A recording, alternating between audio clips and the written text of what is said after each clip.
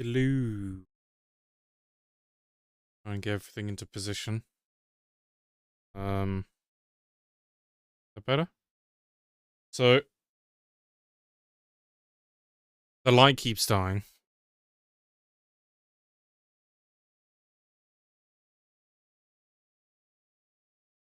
I'm gonna have to order a new light. Is this audio correct? Ba ba ba. Doesn't seem as loud as it is normally. Hello? Okay, maybe it's fine.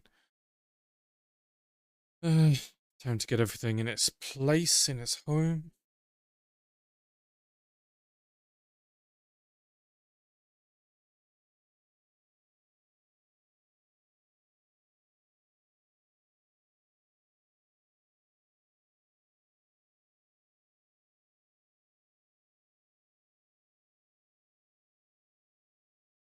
So, as always, we'll be continuing with the worker system. We'll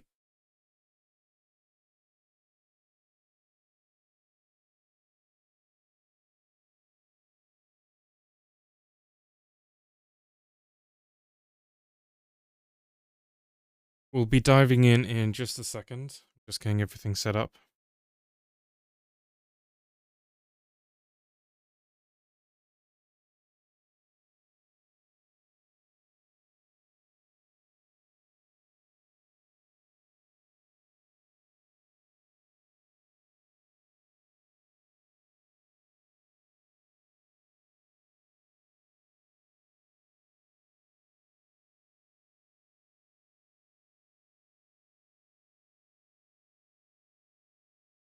I've been working on my next video. I've got like 5 videos in the pipeline. And what I mean by that is I got about 5 videos with a script fully made and kind of storyboarded. But I'm working on my new video editing process. And so it's kind of blocked me from actually releasing any video. Because I'm still not entirely happy with it. But it's getting there. I'm starting to get to the point where I'm like, hey, wait a minute, I might be onto something nice. That's basically the point. So, hoping to start churning out videos again. Maybe on a weekly or fortnightly basis.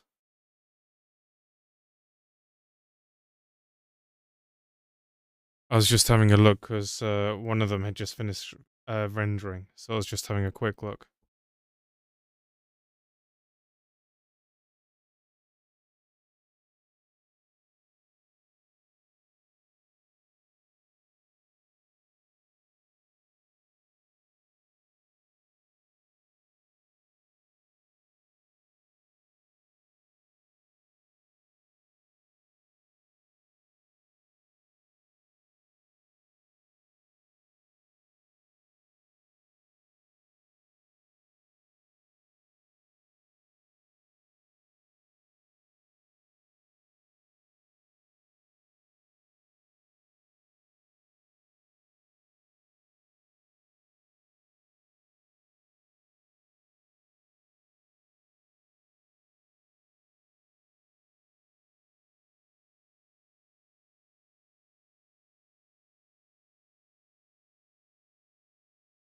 Okay.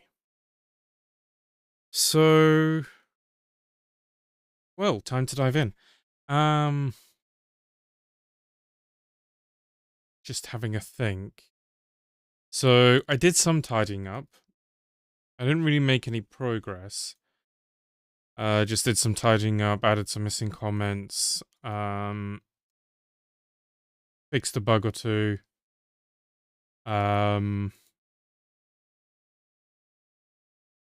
I'm just looking on my other screen.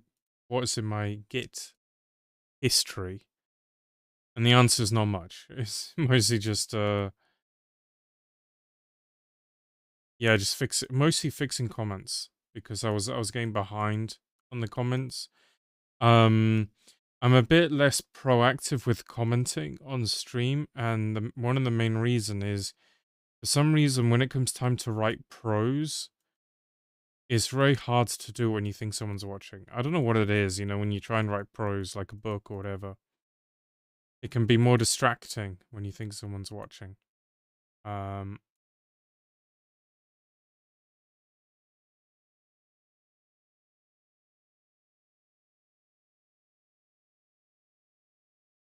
I probably have some linting issues still to fix. I'm not going to do that right now. Um,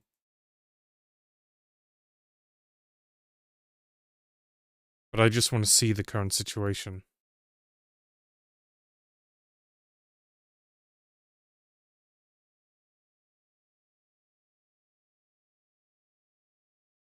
All right. So I left the repo in a broken state. I think that's actually the state I left it in last time. I didn't even try to run the linter when I was fixing things.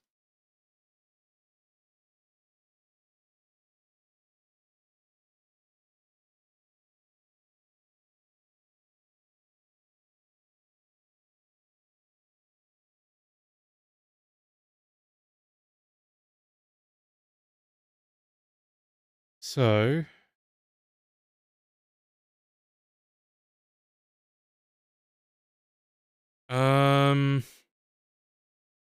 we were working on the heartbeat system, and I think I was getting to the point where it was time to add the queries, and I was like, I can't be bothered to do that right now.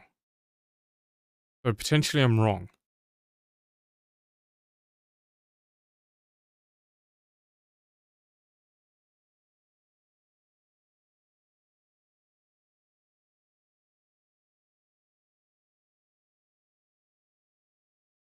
So the point of the heartbeat system is that if a worker dies, you want it so that another worker will pick up the jobs that worker was working on. However, how do you know a worker died, right? If it has a graceful exit, then obviously it can gracefully put its jobs up to be picked up, right? And just say, hey, I'm dying. Can someone take this, please? And in that situation, you can even go as far as ensuring that the jobs are picked up before it dies, right? So, or at least the jobs are updated, that they're no longer owned by this node before the node dies. The problem is in computing, things never work like that, right? Things will die suddenly. In the most normal case, will just be a machine dying, literally just turning off, a VM just turning off, a Kubernetes pod being killed without allowing it to clean up, a segmentation fault, a panic, memory corruption, some sort of disconnection thing where, the node continues to run, but it's disconnected, and so you'll never be able to reconcile the work it does. So in that case, you still want someone to pick it up, or more immediate that someone will experience is just as simple as mixing air with DLV. With the default configuration of air with DLV, it has a tendency to instantly kill a process without letting it clean anything up. So anyone doing local development would feel this pain fast. I need to replace the slide. I need to remember to order a new light. So the idea was to have a heartbeat system, and the point of the heartbeat system is a way for a worker to be able to say, or because how can you tell the difference between a zombie, a job that's a zombie, and a job that is slow, right? Because you could say if a job has existed for 5 minutes, then it's a zombie process and has been lost, right? Because the worker who owned it has presumably died, because why else would it take 5 minutes? But it could also just take 5 minutes because it's slow. So what I need is, and this is what we're building, is the heartbeat system. I need to remind myself, where did we get to? The heartbeat system whose job is just for a worker while it's working on a slow process to be able to continually say, hey, I'm actually still working on this, even if the process isn't giving logs or, isn't giving any indication that is processing, right? Because maybe it's just stuck on a single command that takes 30 minutes, right? So this allows us to keep a record that this job is still being processed. So then you can tell the difference between a zombie process and a slow process. That's basically where we were. Now, I think I remember adding the ports for this, and that's why we have errors, because I think it's saying, we're not satisfying our ports, satisfying our interfaces.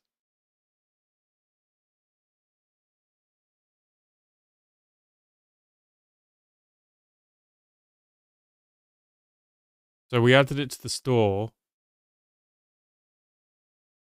to the store interface. And I think that's all it's telling, it's complaining about right now is that I didn't add it to anything.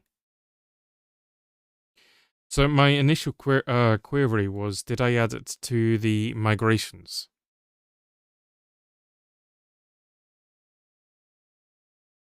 Or had I not done that bit yet either? Let's look for anything that looks heartbeaty in its nature.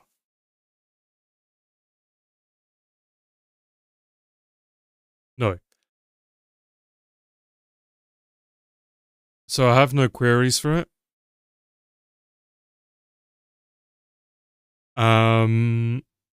Maybe all I did before I stopped was adding it to the port. Maybe that's just... No, I did more than that, didn't I?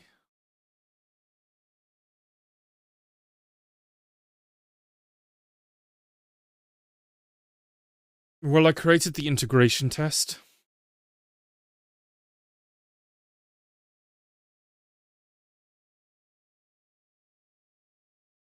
That's not where the tests are. That's the facade. I created the integration test, and that's our north star of what we're trying to do. So worker is probably in the store, if I had to guess.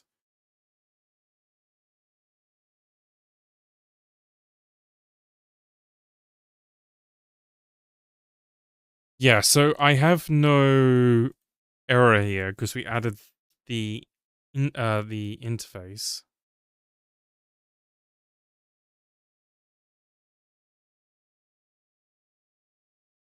Need to wake up.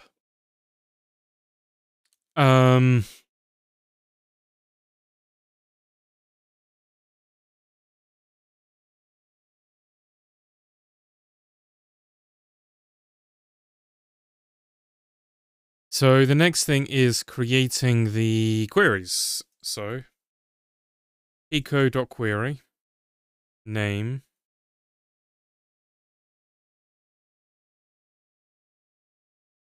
So we're allowing this to be done both as a single action and a batch action.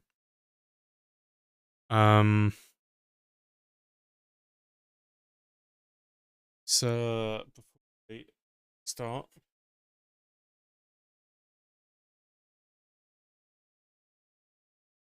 make sure I'm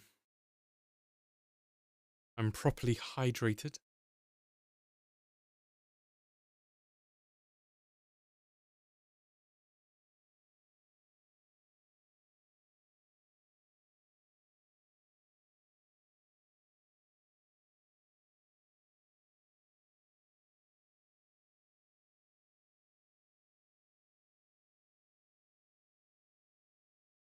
So our query will be basically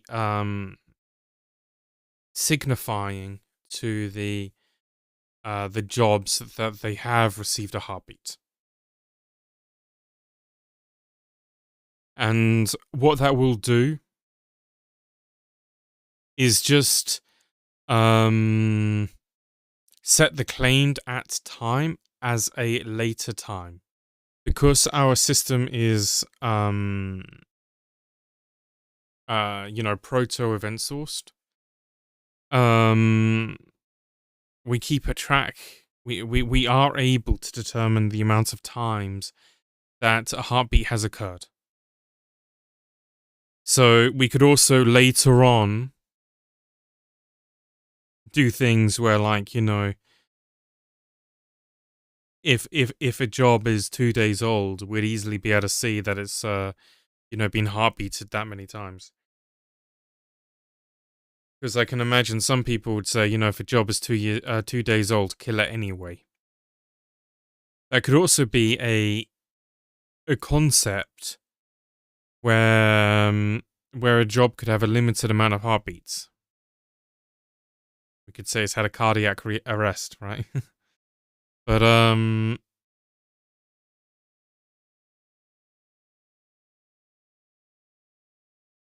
just trying to think. Sometimes you want to make sure you don't get too carried away with all the configuration options you can do without knowing of a real world use case where that would be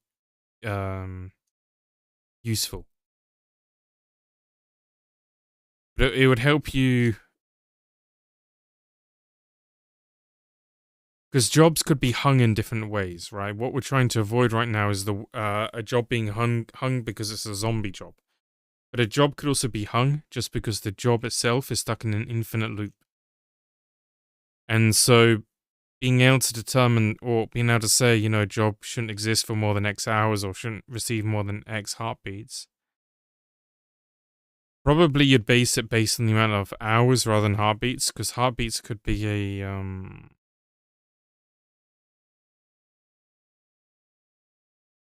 arbitrary concept in terms of time.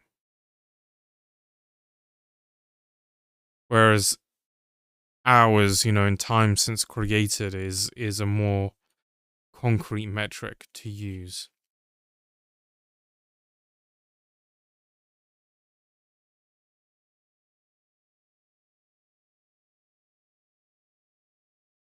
So,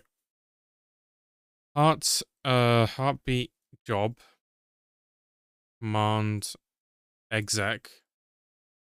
This is going to be an update.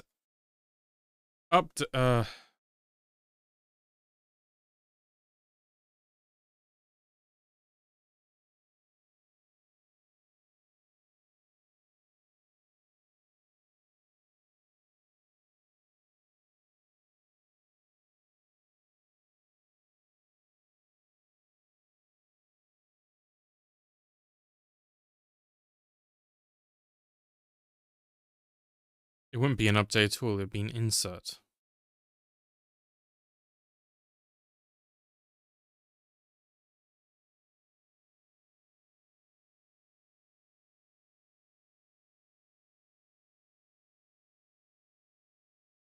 If it's an insert, maybe I should just reuse this.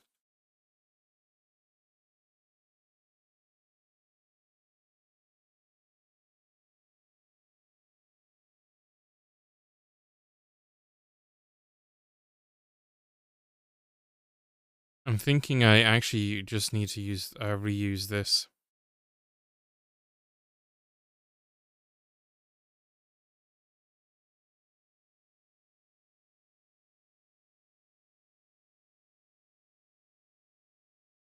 How does the trigger work again?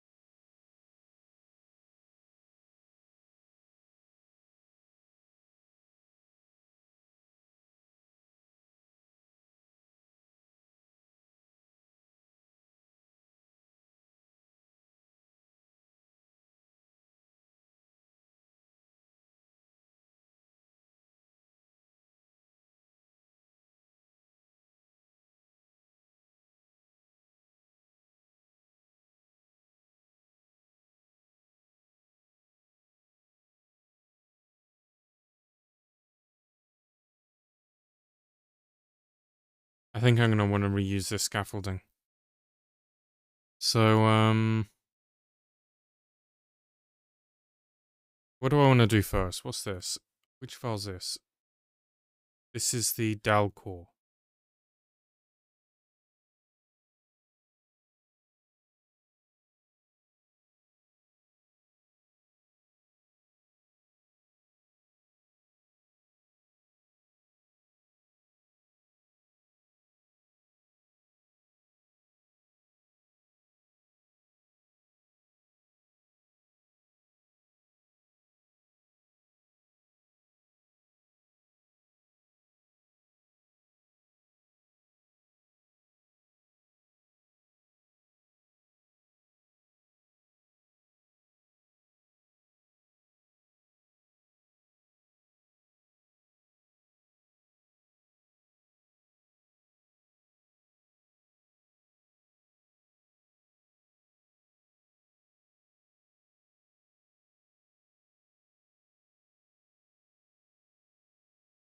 There's two conflicting philosophies of the direction I can go here.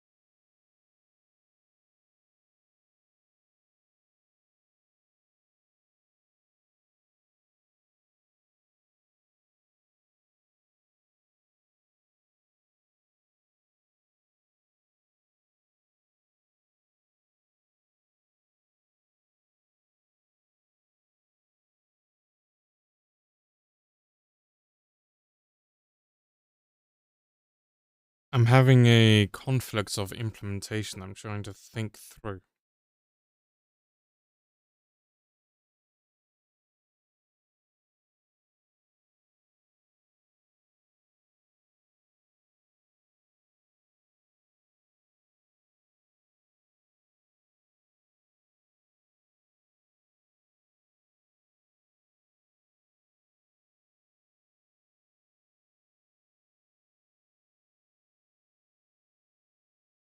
The thing I'm trying to puzzle over is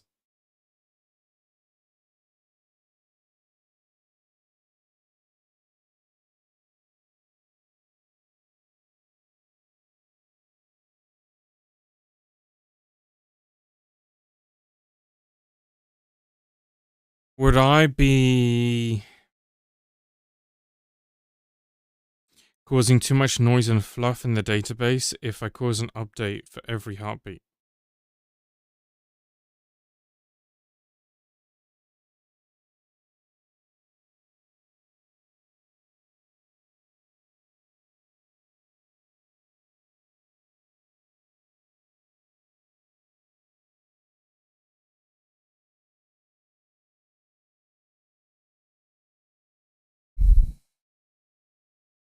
Should heartbeats live outside of the event, the proto-event sourcing system?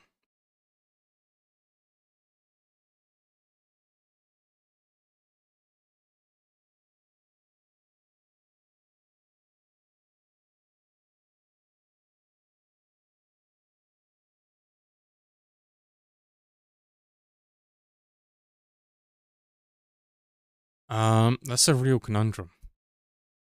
Because on one hand, if I have it inside of the system, yeah, the risk is it would cause a lot of noise and database churn. Unnecessarily.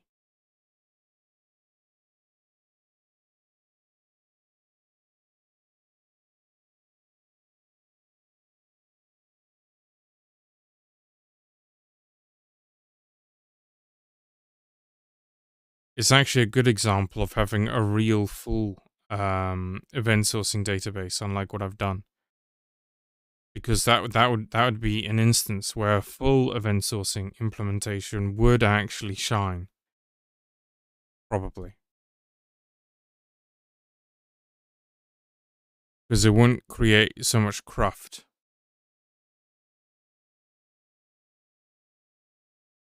Whereas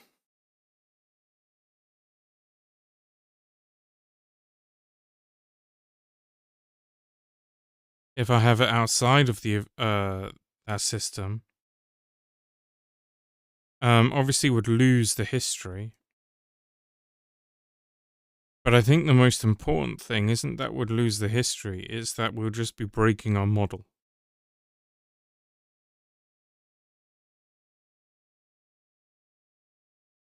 And it would be better to stick to one model if we could.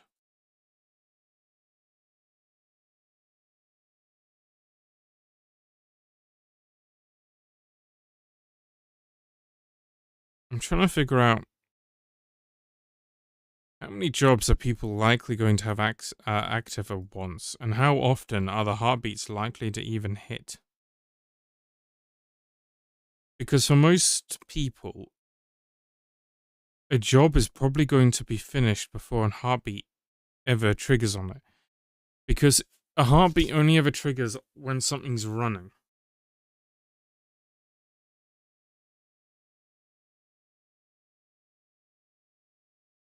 Meaning it's executed.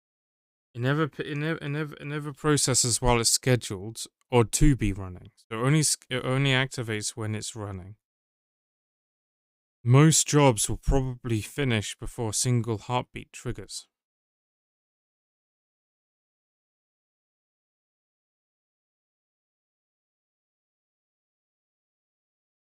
So is that a true statement?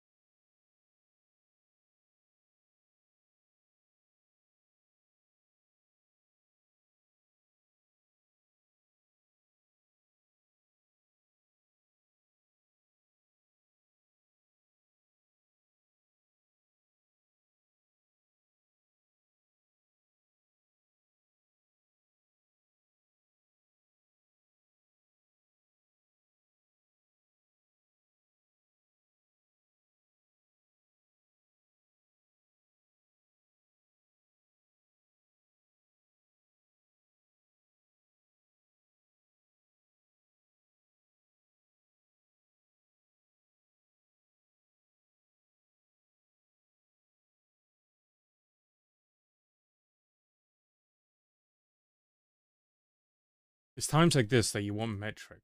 How long is the average temporal job, right?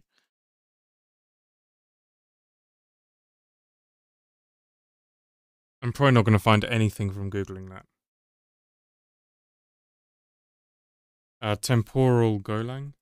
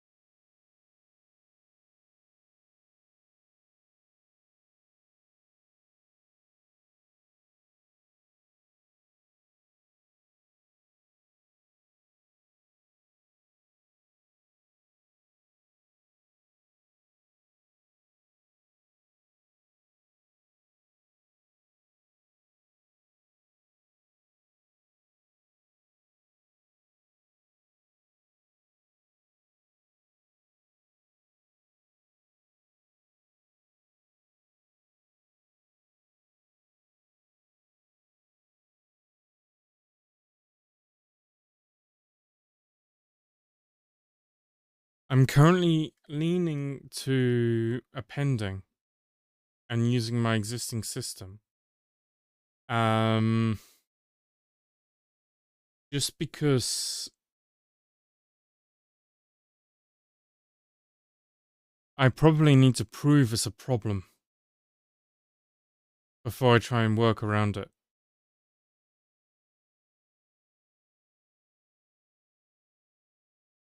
I'm seeing if there's any like details, like the average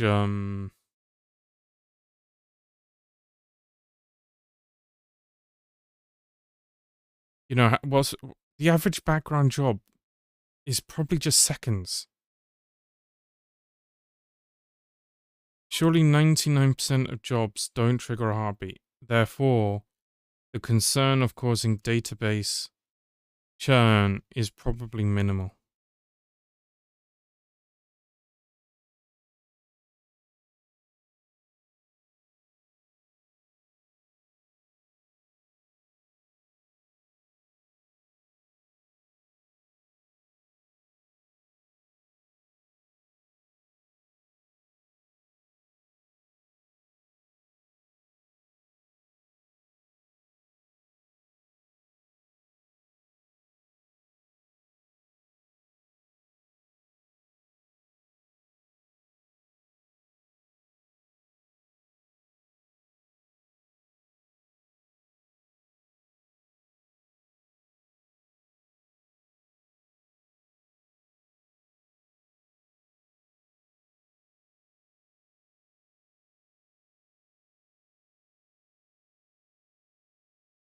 I'm going to use append. I'm not going to create a new query for it. What I was thinking of doing potentially was updating the index directly. So then you don't have history and you don't have churn.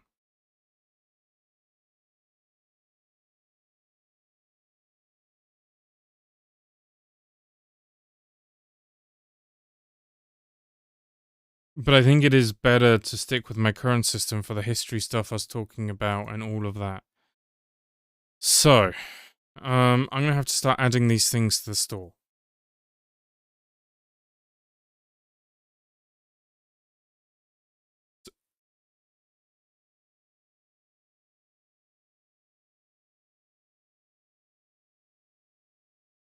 So I need them here too, right?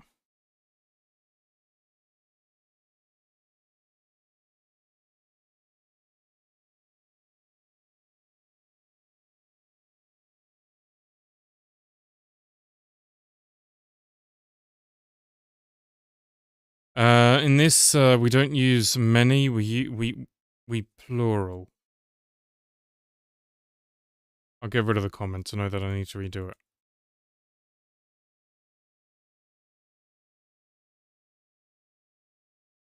And then this will be like params, heartbeat, job params.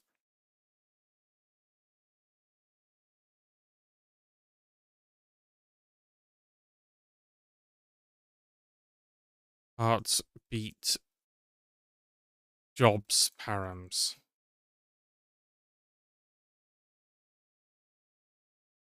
And that will return, the amount of things it's done, and then error. To say heartbeat job renews one running row's lease directly.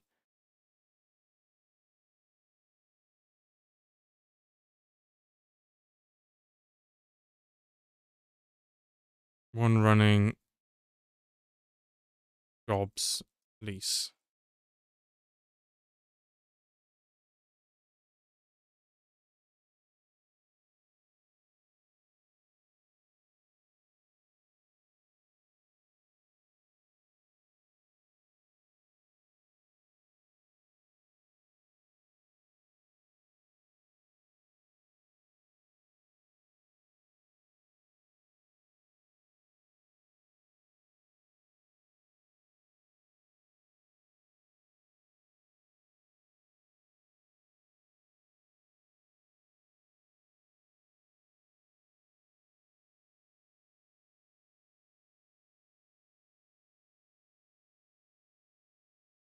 Parts.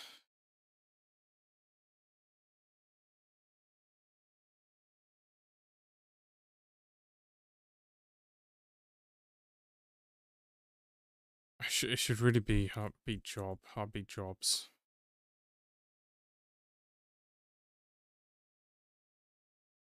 Not quite comfortable yet. Renews every running job that this worker, that a particular worker owns.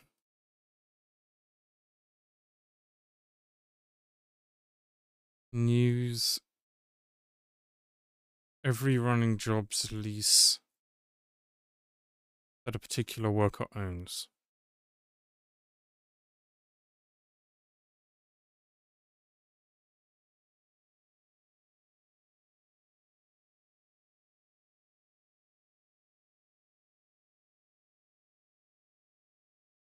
Let's say something like type part job params claimed at string claimed by worker ID string.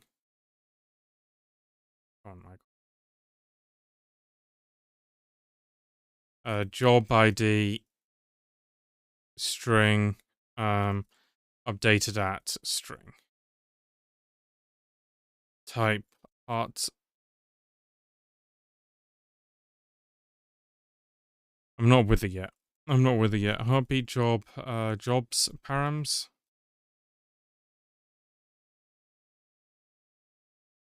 And then it's gonna be the same thing. But then it'll be something like job IDs.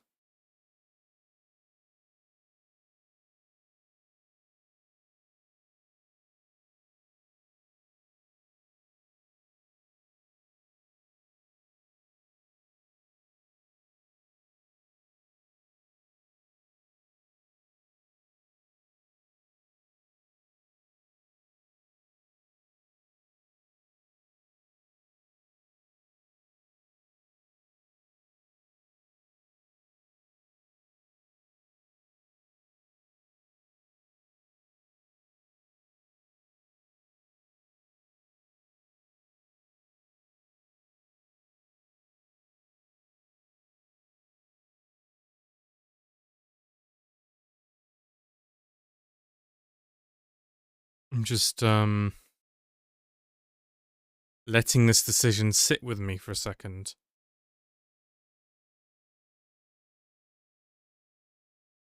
I think this is the less performant and optimal solution. But it allows us to be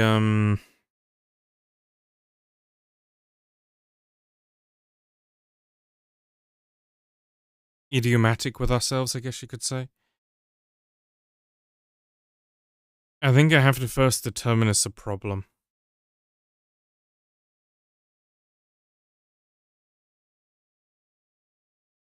What I'm wondering is that if I actually need an additional table, that's not the index, it's not the append data. And maybe the other table works in conjunction with the index.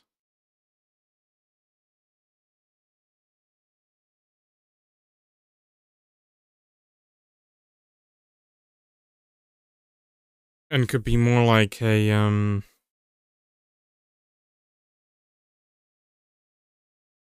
it could also be that I could have a field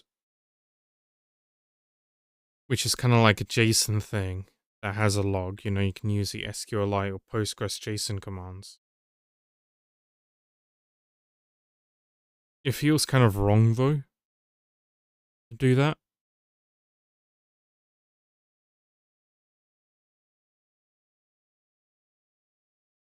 I think I have to first determine that there is a problem. So, obviously, this won't cause speed issues for usage. What it'll do is it'll just bloat the database, and then the risk is that the database cache gets bloated too, because you know, the more rubbish you have in your database, the less efficient the database caches because it fills it with rubbish stuff.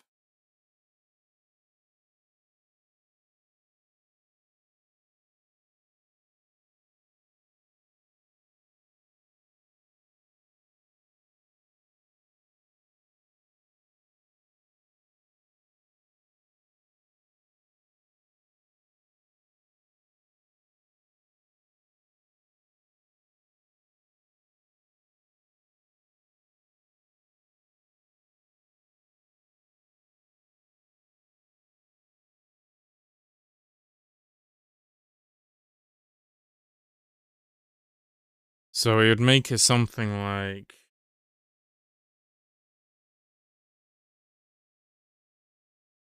not that far down.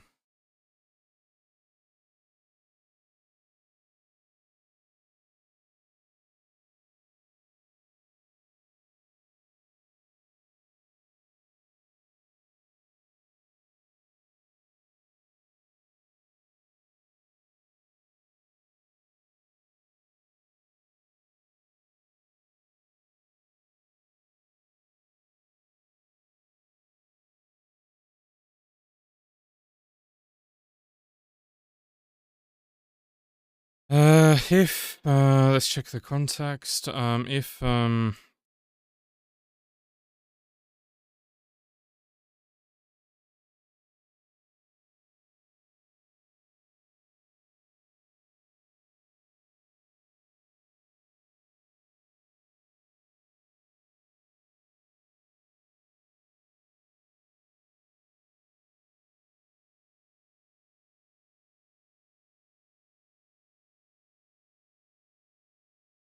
okay.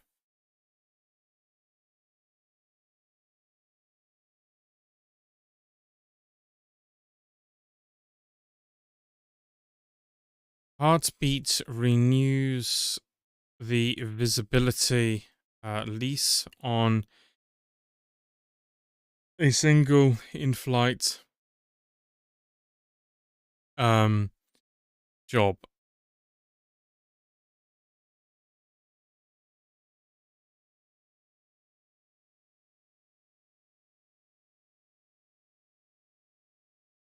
Takes job ID string, which is the in-flight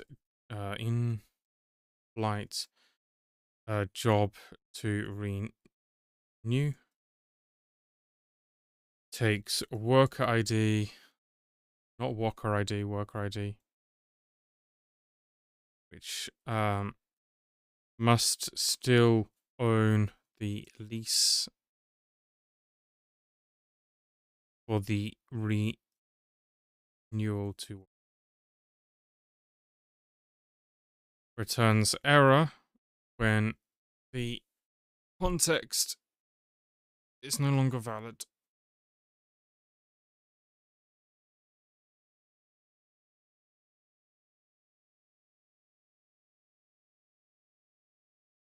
Or the guarded update fails. Update fails. Or the append fails. Version fails.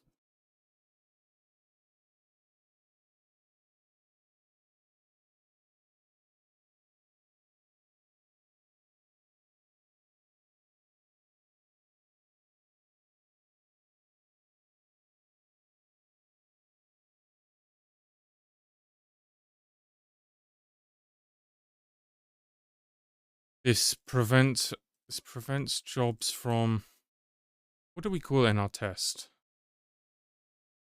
It's the sweep. What sweep is it? It's the or it's called like a cleanup sweep. Stale sweep. It's from being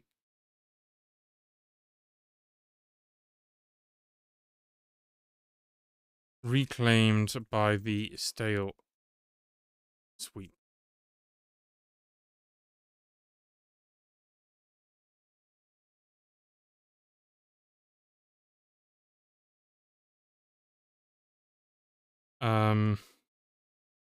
C. Oh, I got it up there.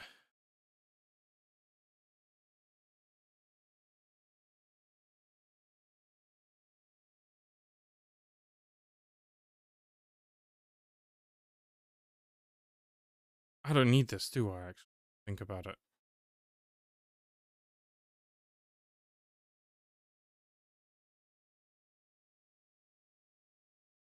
Because I can. I was going to implement in these things that they do the. That's not correct. That's not the design.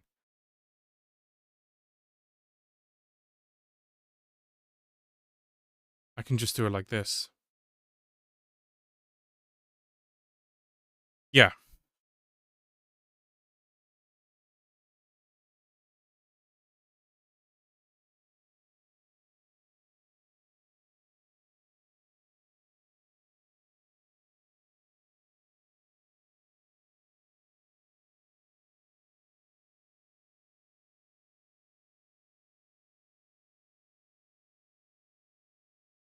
All right. I can just. That's all tidier.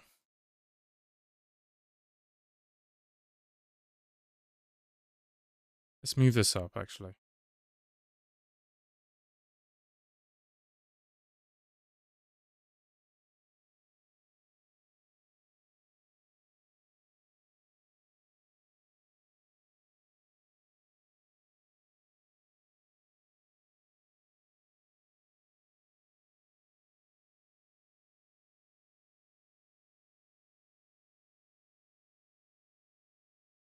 This would just all be a lot tidier, actually.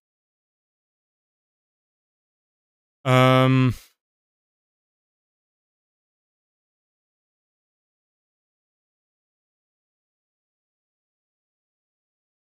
the status would be running, though I probably should just.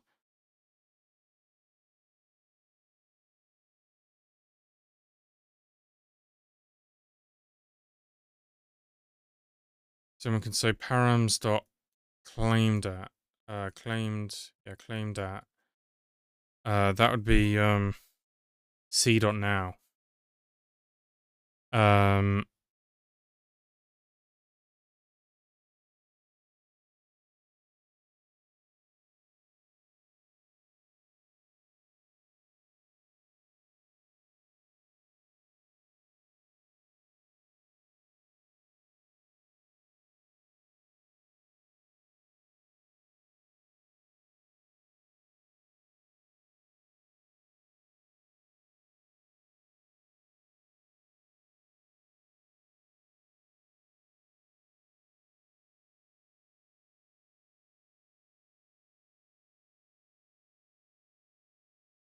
I'm thinking of changing this function.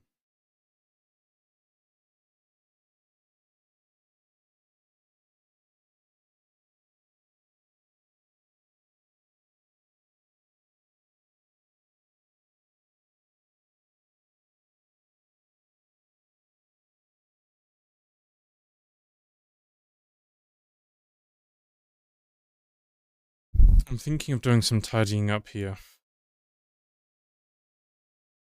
I need to have a bit less time between stream, sorry. Because I think I was writing this probably like 2 to 3 weeks ago now, and I'm already starting to get hazy on the code.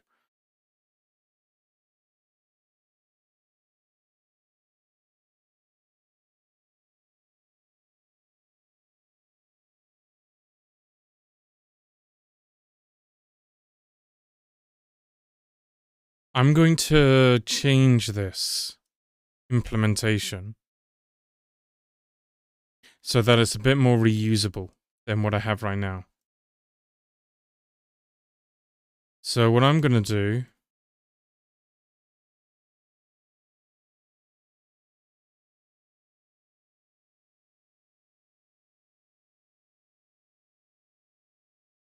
is that.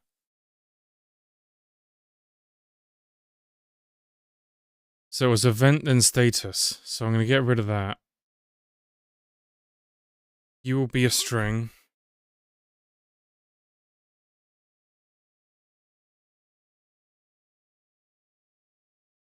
And then we'll default to current event and current status.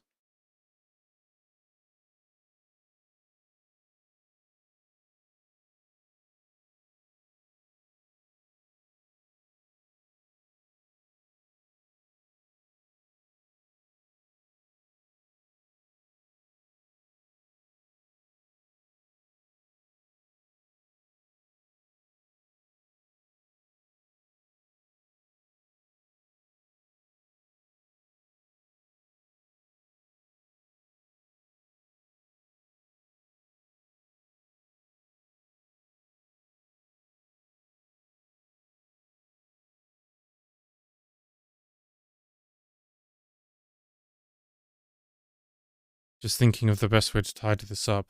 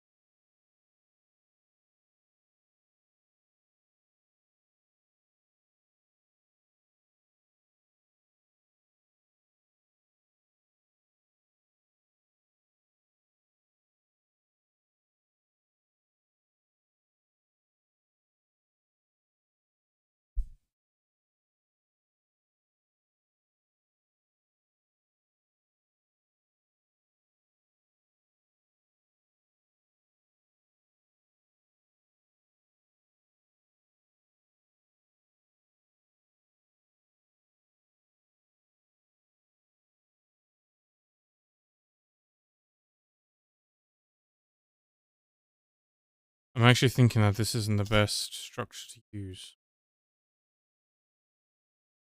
Because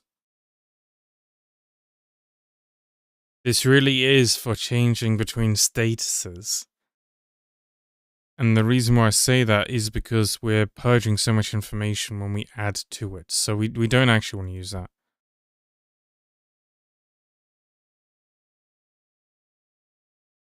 This really is for the changing of state, where that data loss doesn't mean anything.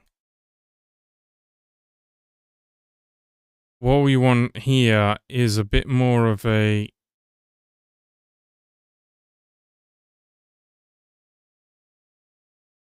absolute thing, I think.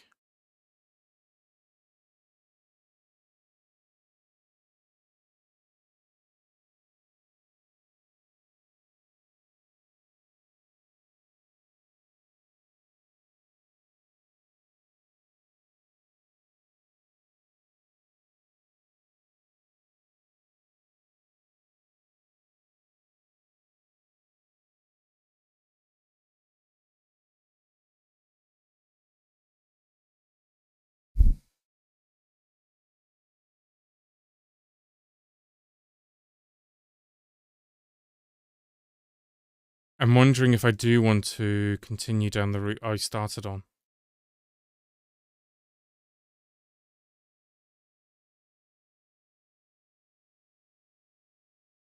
No, that's not what I meant.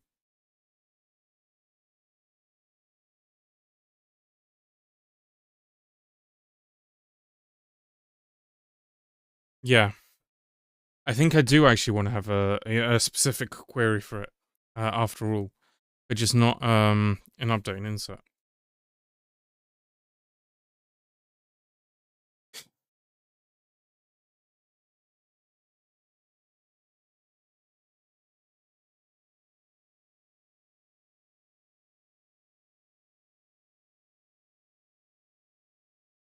So it would be insert into.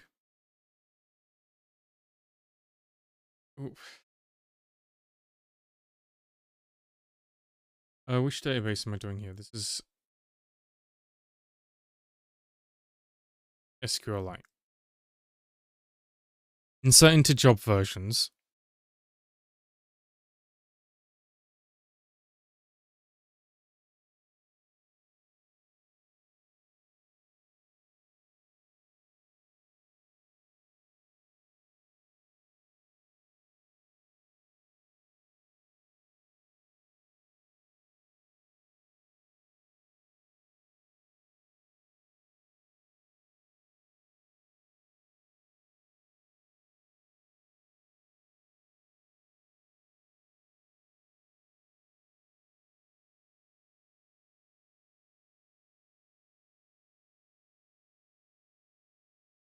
Insert into job versions. Sure.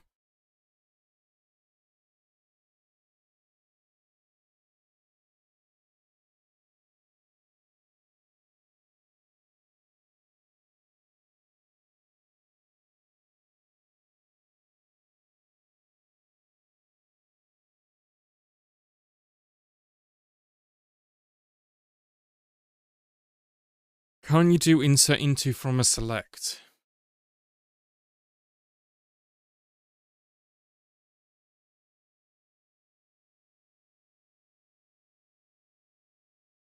Insert into. Select.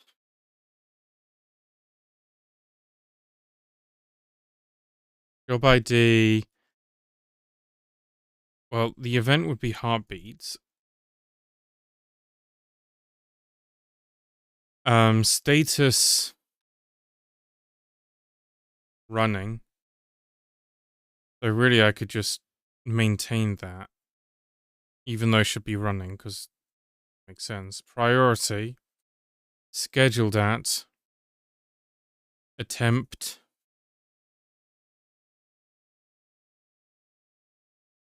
Last error.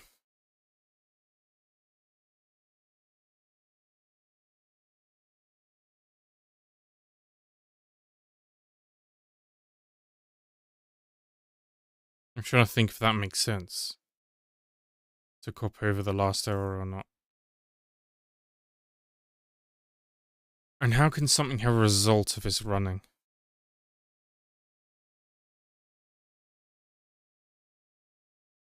Question. The answer is it can't. Claimed by worker ID. Claimed at.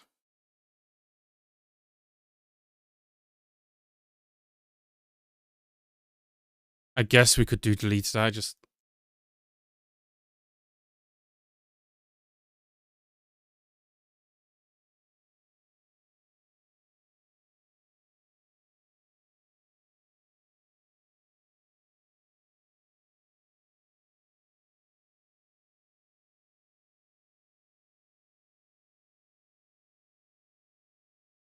You shouldn't be able to heartbeat something that's been deleted.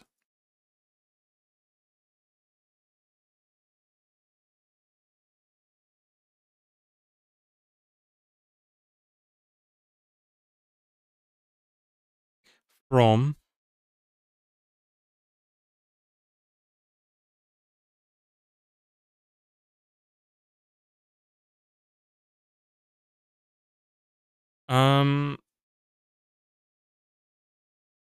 Is it would the index have all that?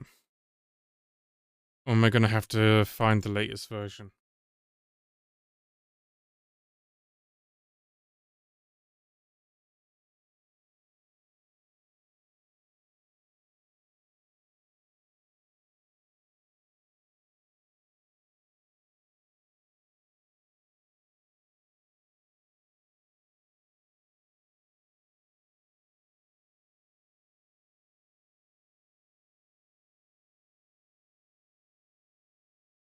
Job ID. Event isn't there.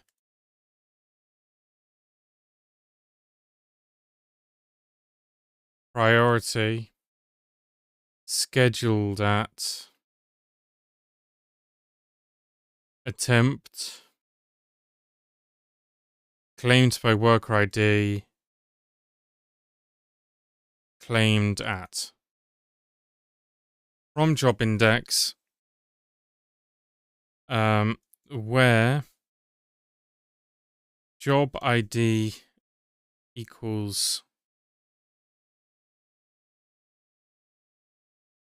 Hold on.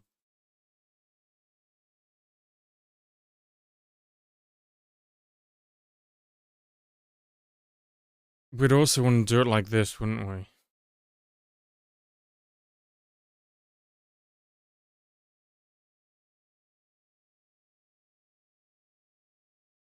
So we can change those. Job ID equals BAM. And deleted is null. And status equals running.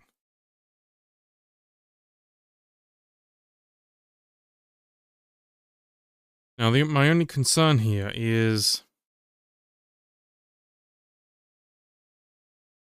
I don't know if I've tested this. And that's the least of my worries because it can't run until the code is viable. But I don't know if I've ever tested this, doing insert from a select in my tests.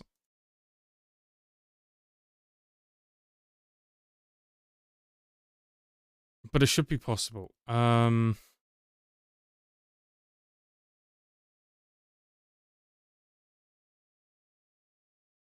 Exec rows. And then we should have slice support.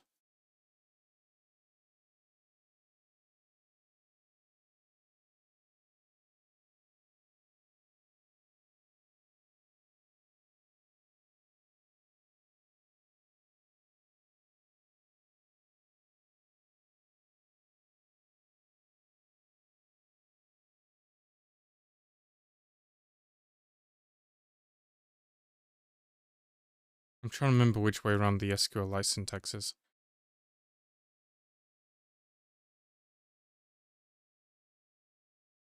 Kind slice.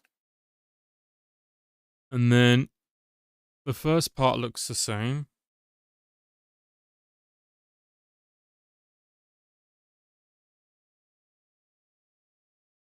And then we could say where in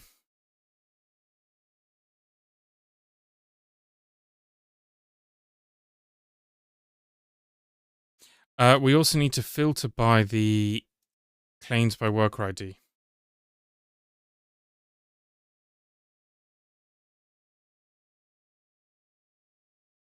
If I'm numbering things, I should be consistent. I'm trying to remember. Do I do it ever here?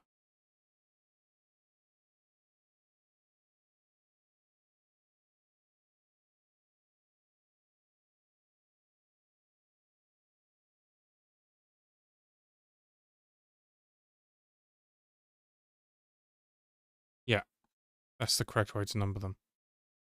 I'll do it here too, just to be consistent between these two. No, it doesn't matter.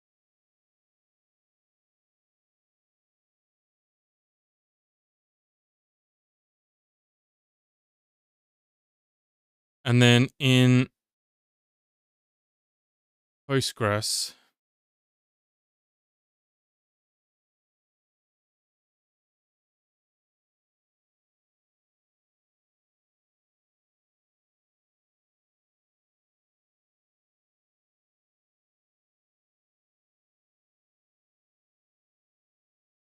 I think in Postgres you always have to number them, if I recall correctly.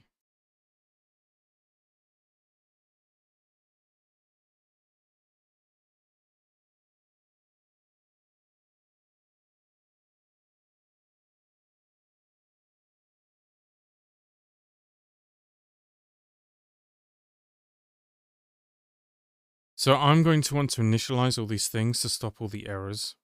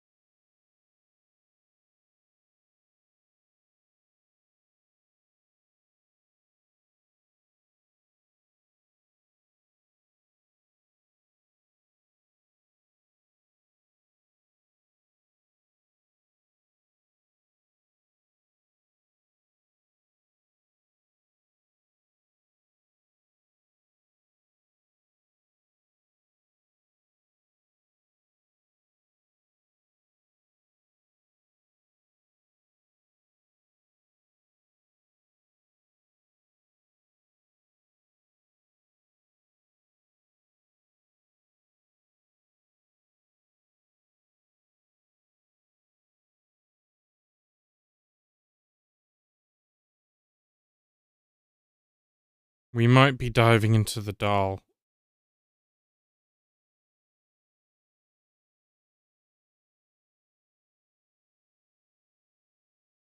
Oh, that's because I made a mistake.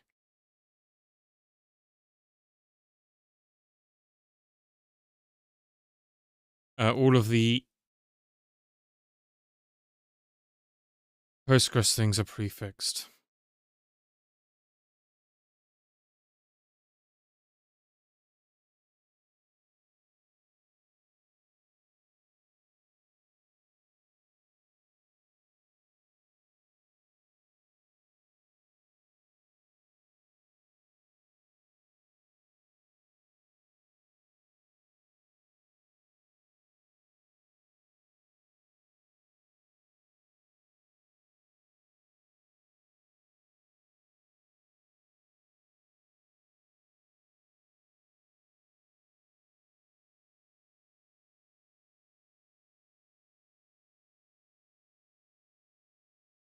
Okay, that's an interesting error.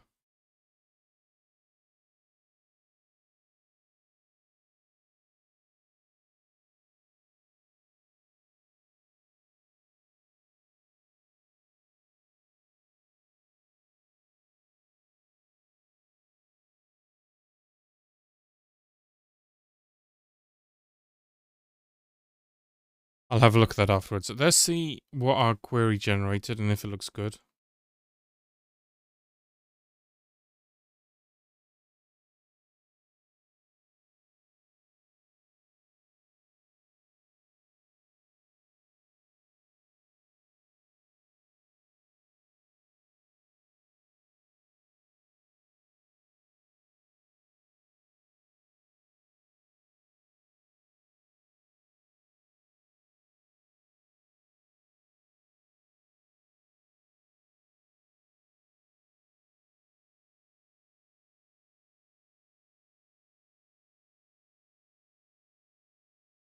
I think we're gonna have to try to see if it works or not. So where are we?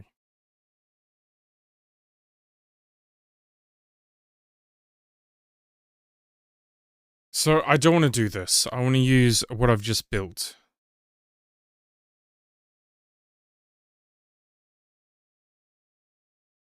So it'd be like a C driver.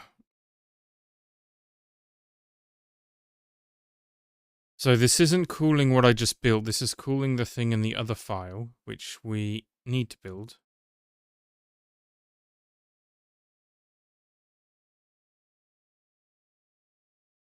Oh, no, sorry. This is calling the, yeah, sorry.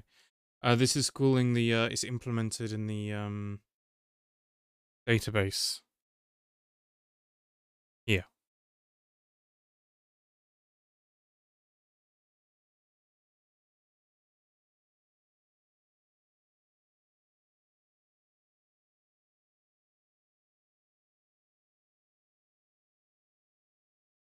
So it's claimed at,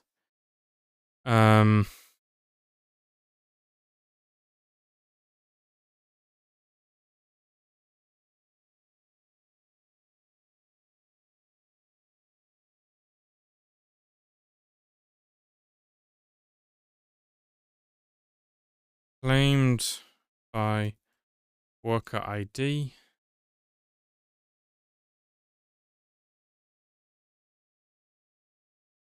Worker ID. Did I just add an import? I did. I didn't mean to do that.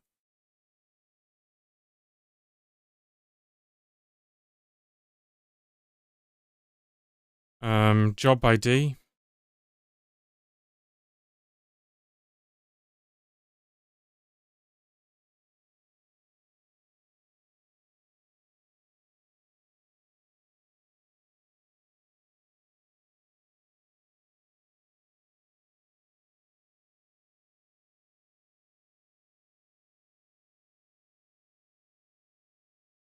Do I really even want to just say the update stat?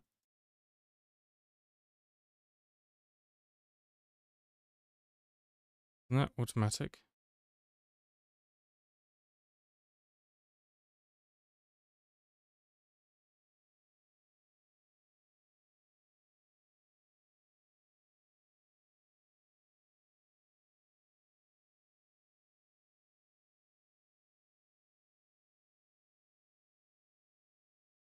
Okay. You return an error.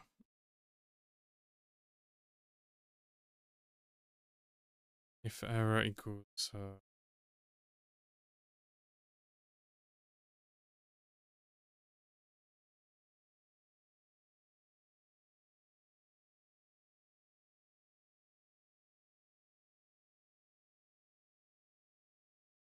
renewing lease on job, for worker.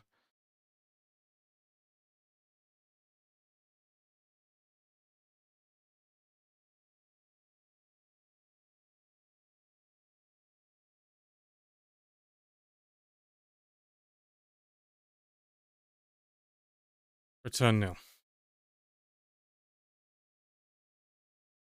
And then heartbeat many would be basically the same thing.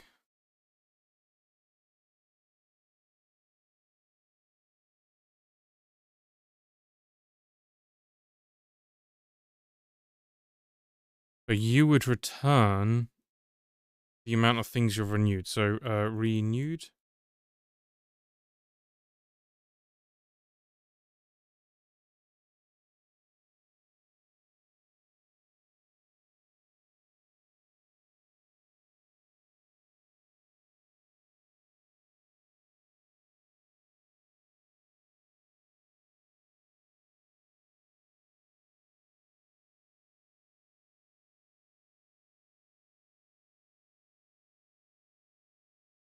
I'm not in a talkative mood today. Job IDs.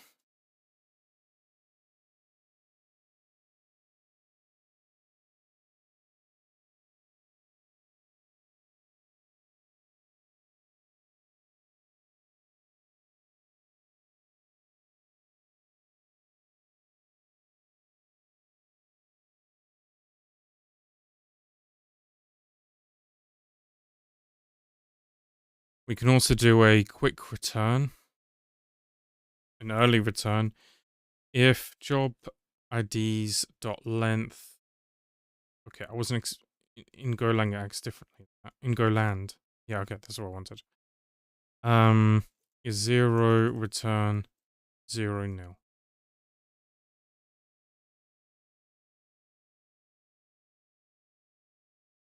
Let's remove that comment for now. We'll do it more later.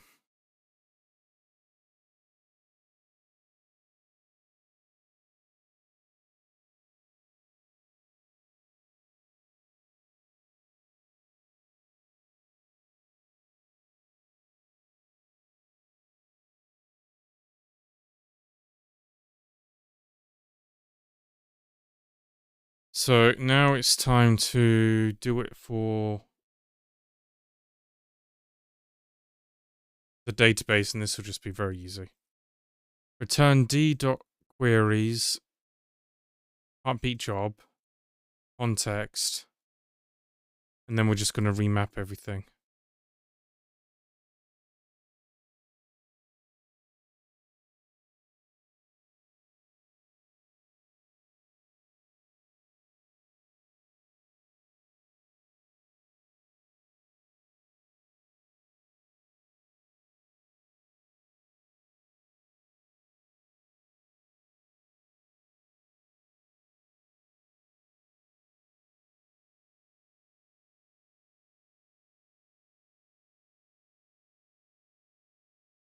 Can't I make that better? Because you're obviously the same thing.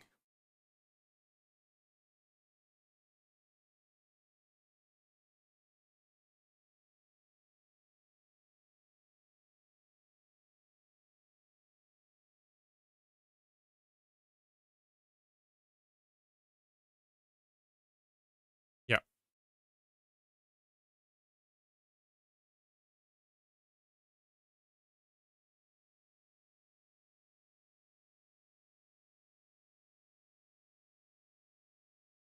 So you want these.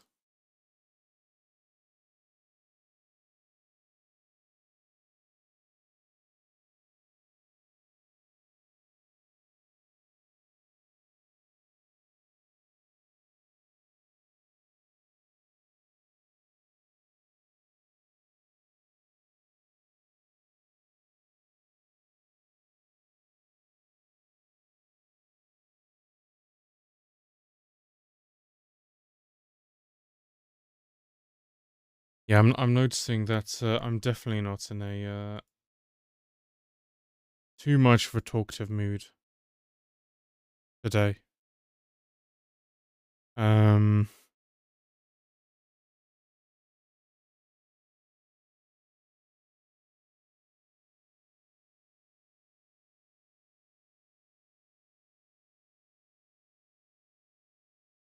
oh, I just called it IDs here. Okay, whatever.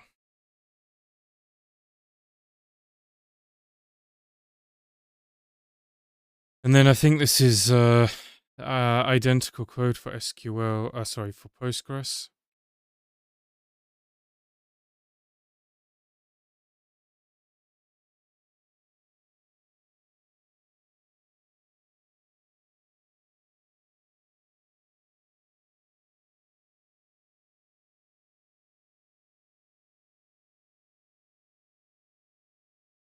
Which means that the only thing I have to now do is Otter.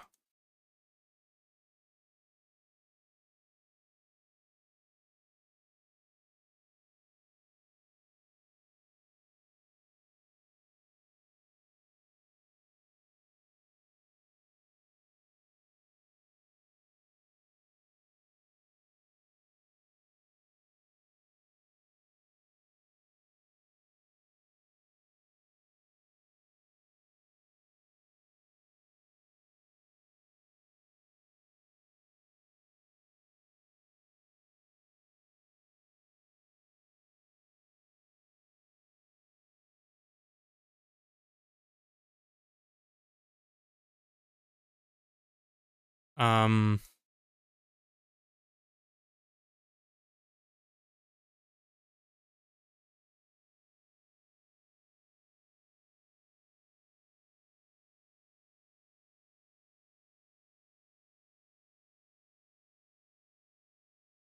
I want to create a helper function for this.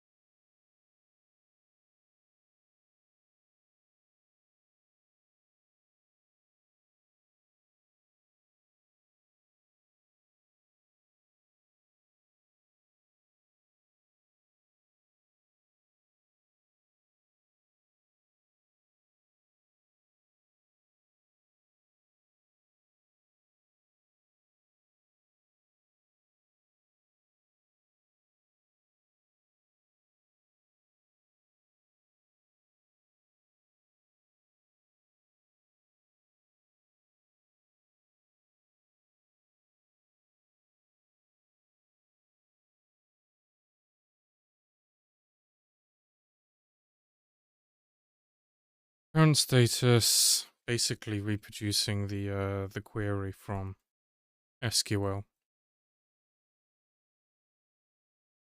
I probably won't go for too much longer. My brain is mush. I have to admit, my brain is mush. Um,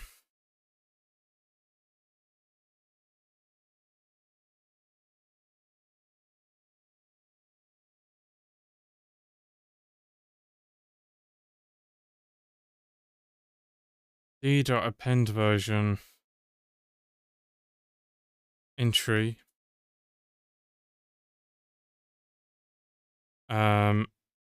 Worker dto.job version.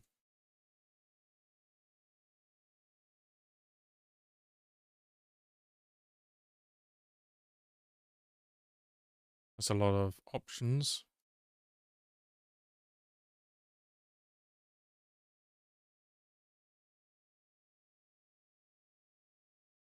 Event. Heartbeat. Status.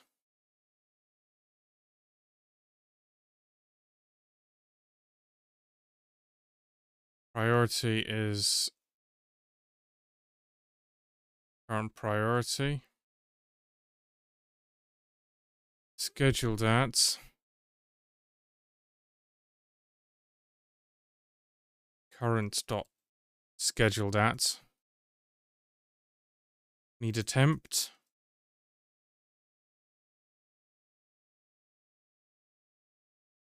And then the claimed stuff. Claimed at current.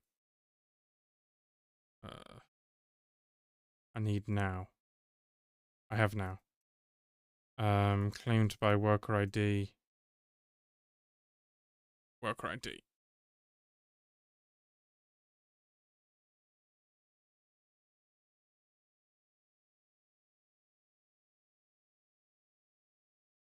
And then I'd be able to do a d.append heartbeat.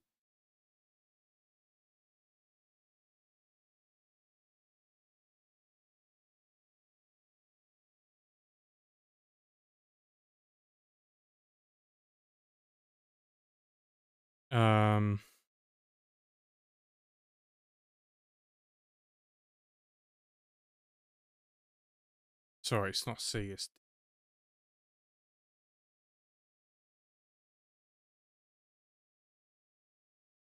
return now.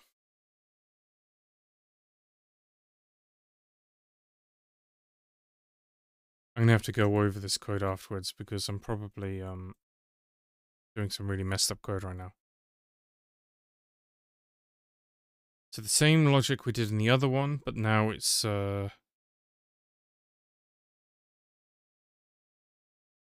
just doing it with multiples.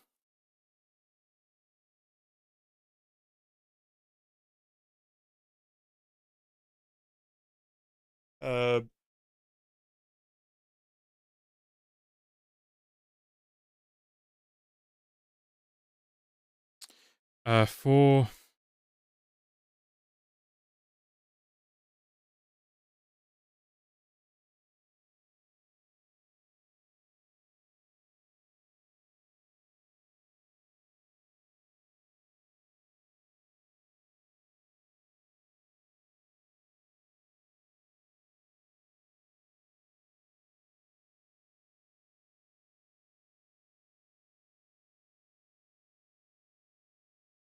if append heartbeat is true, then we can say renewed amount increases.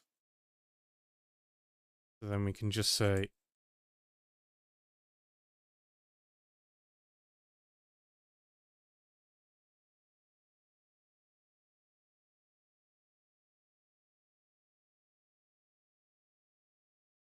as such. Heartbeat. Many. Has that resolved all of the faults?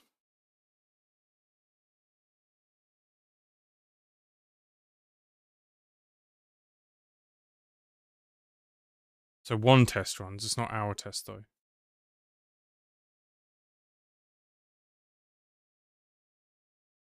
So once again, this only hits the SQLite flow.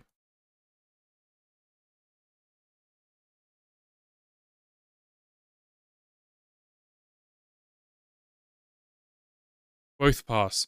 So this isn't the full heartbeat system. This is just validating that the store properly recognizes and acts on this command. So it's not actually built into the system yet.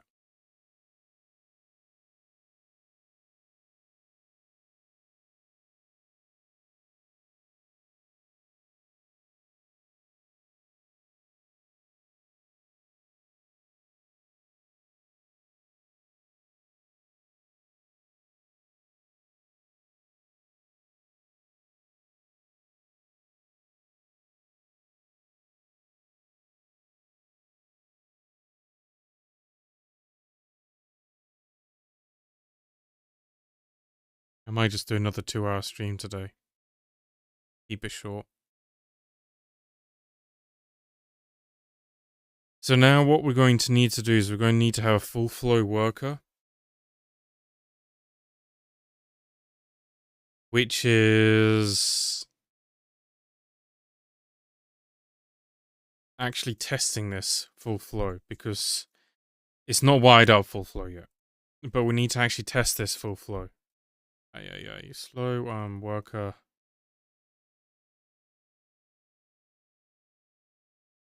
So we'll create a slow worker.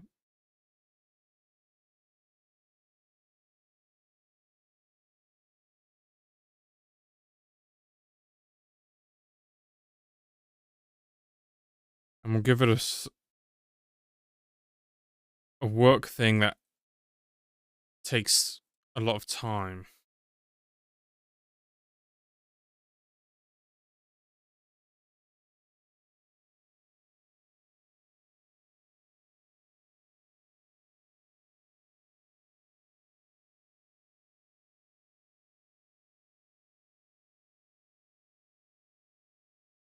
We can use the same args. We probably don't even need access to this. So what do we want to do?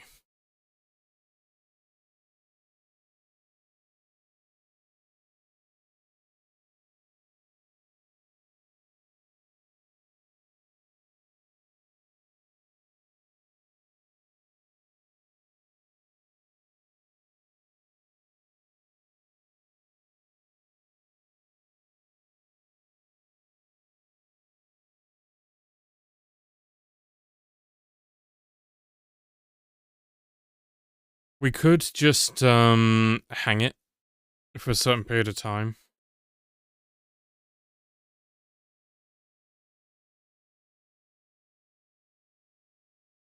So let's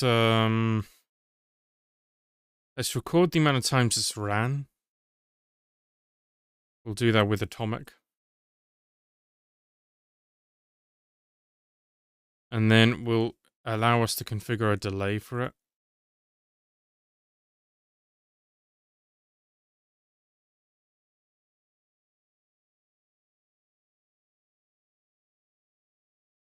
I should probably see if I can link this up to my clock system. But for now, let's just do it like this.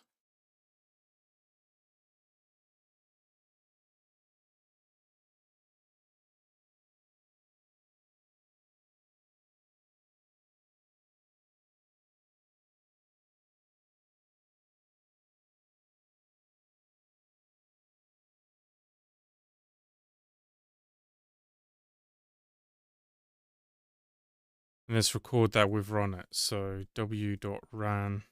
And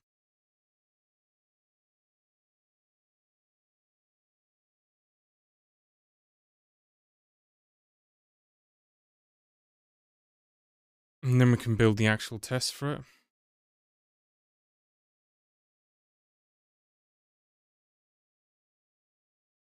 So let's say heartbeat keeps long running job from being reclaimed. Let's give it a longer timeout than the others. This will be the slow worker.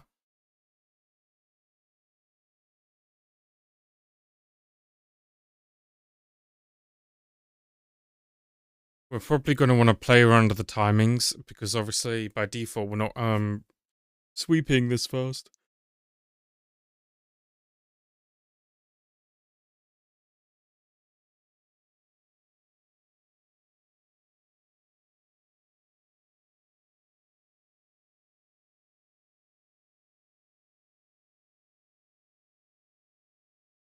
We're going to need a new thing here.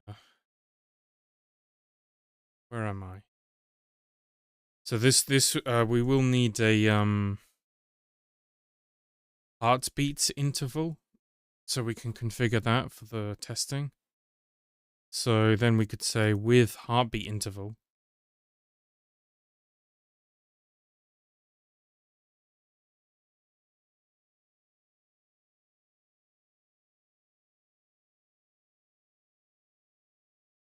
Let's say with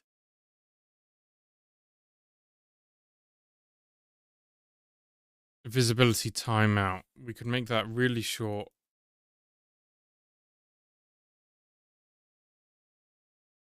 Sorry, my brain is mushed.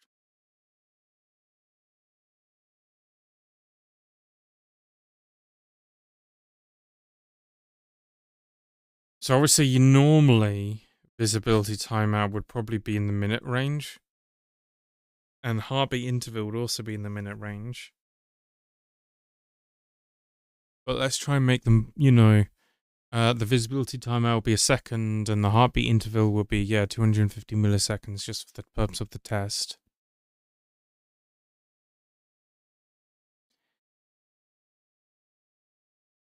And let's have a short recovery interval as well.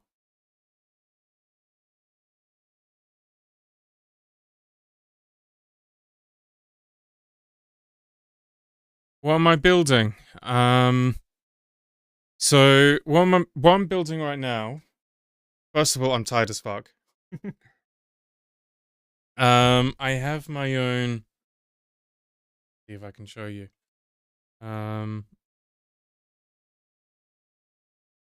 I have my browser set up. I don't. Give me a second. I need to start my browser.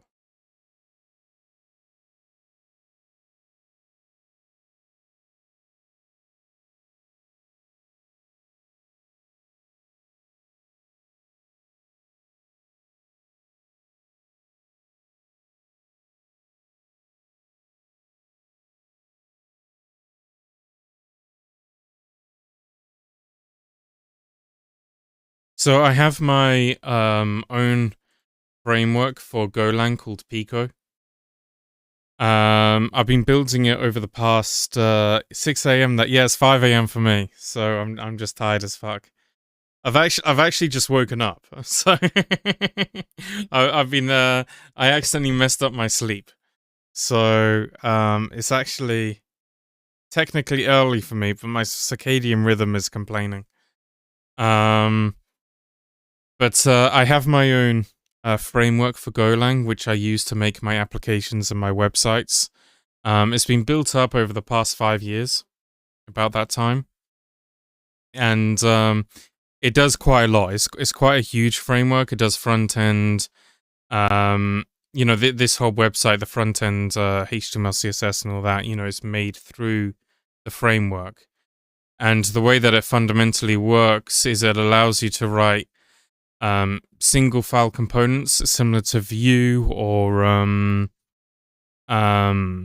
React or Svelte. So you can code your you can put your HTML here, you can put your Golang code here, and do server-side rendering. Like, it updated here. That's server-side rendered. Server-side rendering for your websites. So you can code everything in Golang, have this all because this is real Go, right? This isn't like some sort of subset or anything. This is real Go. And so you can build your websites without having to worry about APIs or front-end bundles or anything like that. And the framework as a whole does quite a lot of things. But one of the things I've been, does email, it does PDF generation, large language model. It supports so many things because whenever I needed to implement anything for any client, I would shove it into the shared framework for everything. So then it was easy for me to build more stuff in the future.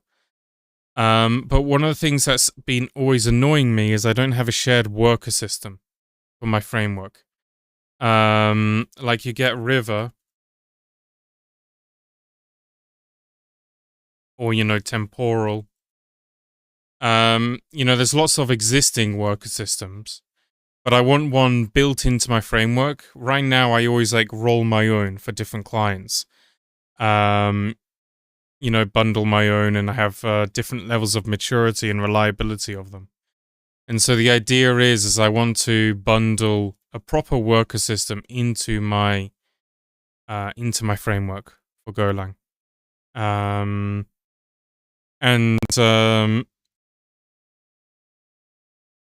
of the things is that, with River, for example, they have all these pro features. Basically, I want that to be all built in and free.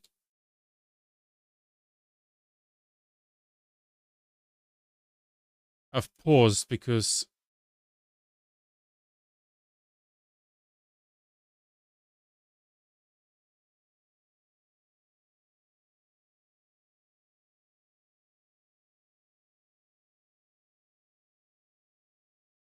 I think I accidentally kicked off some background jobs, so I don't know how good my uh, voice was during that process. They may have all gone all funny.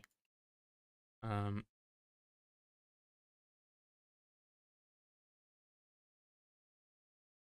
but anyway, that's what I'm working on.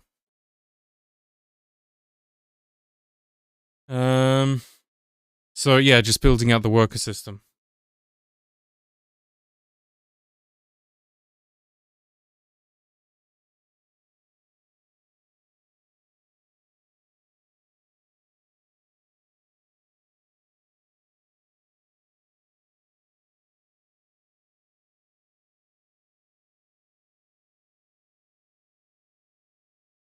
And right now, what I'm working on is the fact that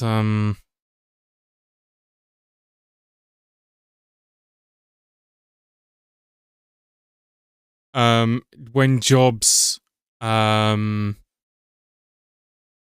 a worker node dies, the worker node needs to have a heartbeat system, so it's able to signify that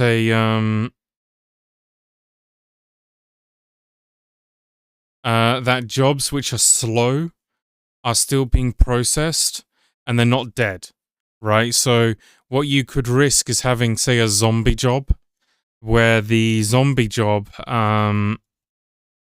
has its worker node has died, and there's no way to know that the worker node, which has already picked up a job, has died.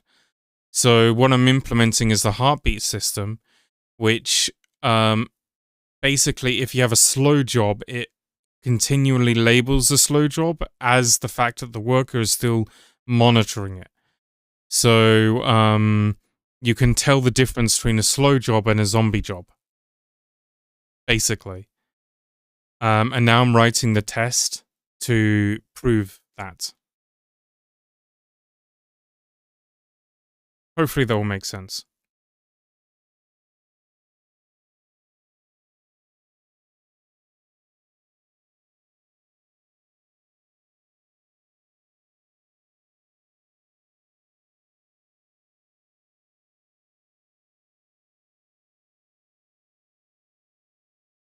So this would just be a single enqueue.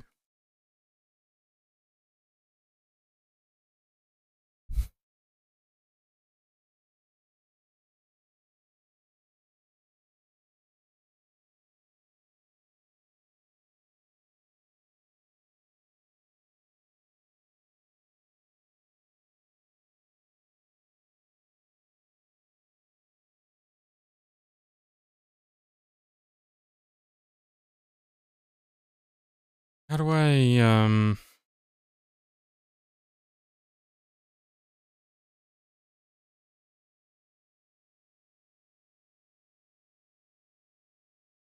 welcome args?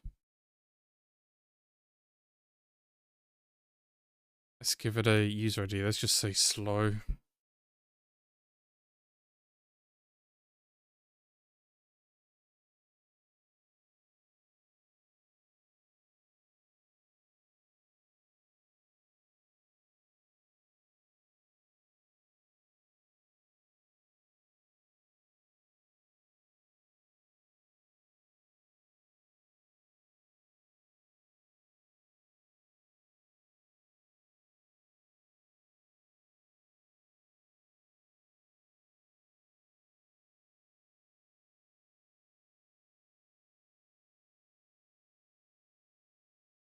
I need to wait. I just need this, don't I?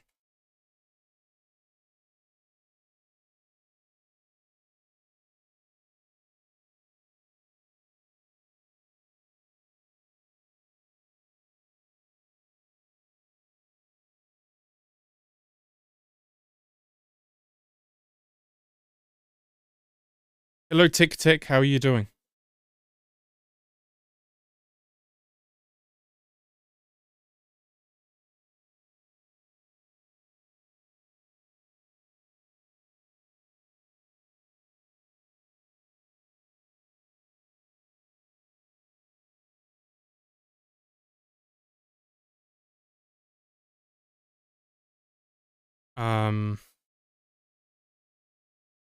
So it was in 64.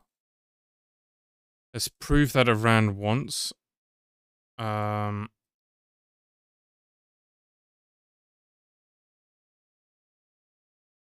worker ran load.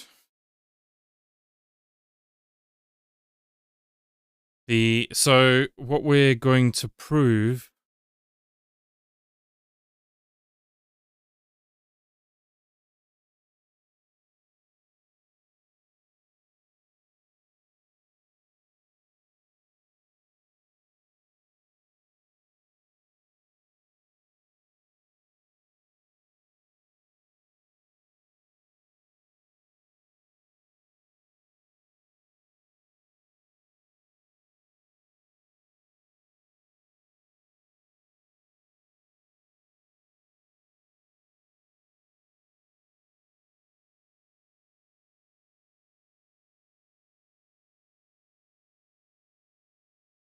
what we're going to try and prove is that this incremented without it killing it for being too slow. The heartbeat kept the claim fresh.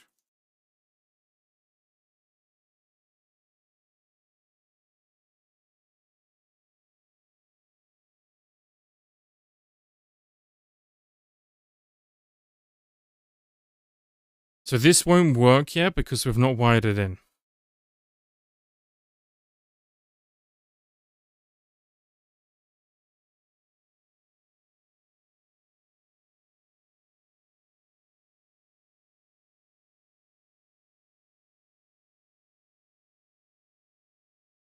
And the way that we're going to wire it in is we're going to need another loop.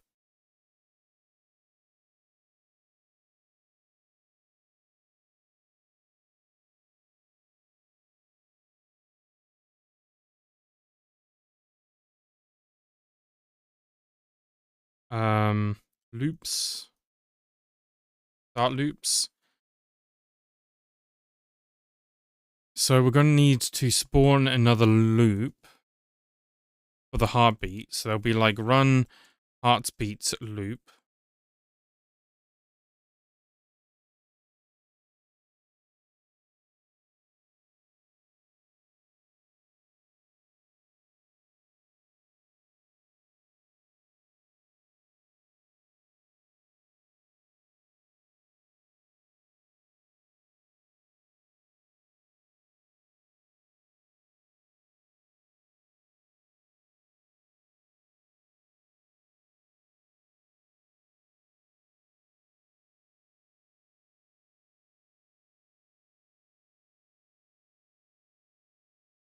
So we keep track of everything in flight in our sync map.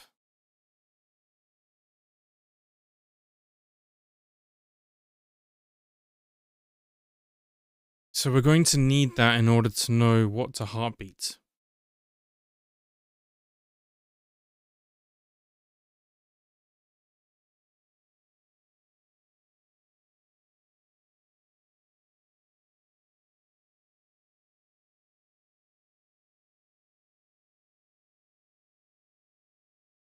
Say in flight IDs.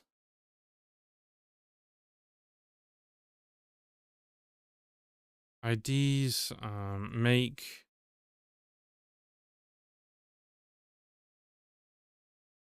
e.inflights dot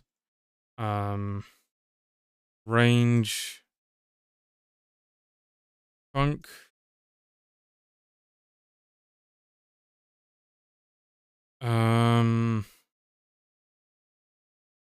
we only care about the key.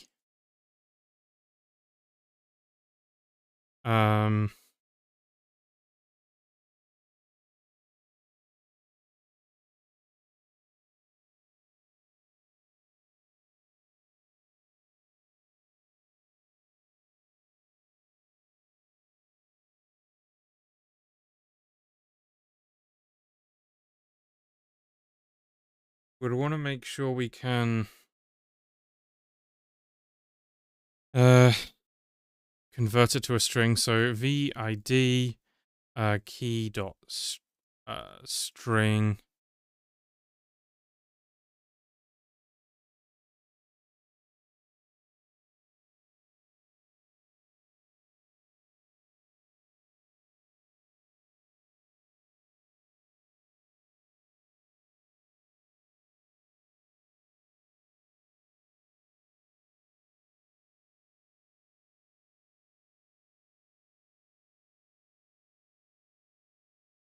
So this will convert our in-flight sync map into just a normal slice.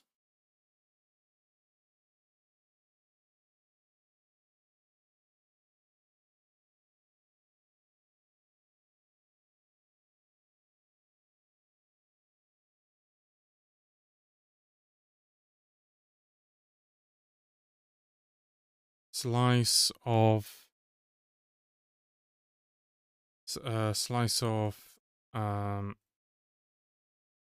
IDs.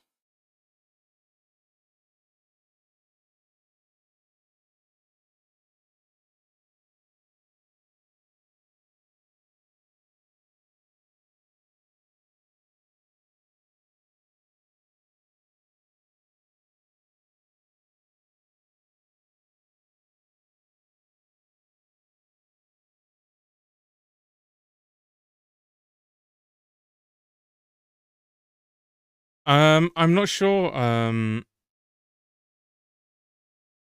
not sure. Tick tick. I tick tick tick tick tick tick tick. I'm not sure, to be honest with you. I don't really keep up to date with things that happens in the phone world, if I'm going to be honest with you. I didn't even know that Lineage OS was a thing. So, unfortunately, I'm probably not going to be too helpful.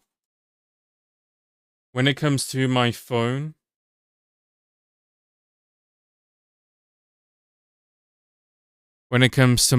I usually just love it just working without having to think.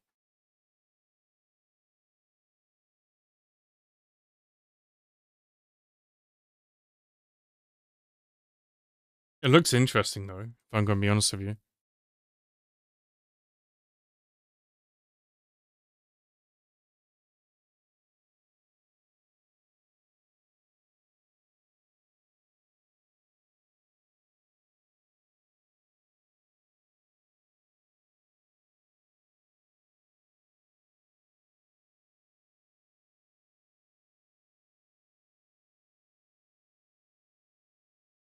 I think one of the things that always gets me about non-standard mobile phone operating systems is the fact that banking apps stop working on them. And for me, that's like a mandatory thing. Returns string, which is the in-flight jobs.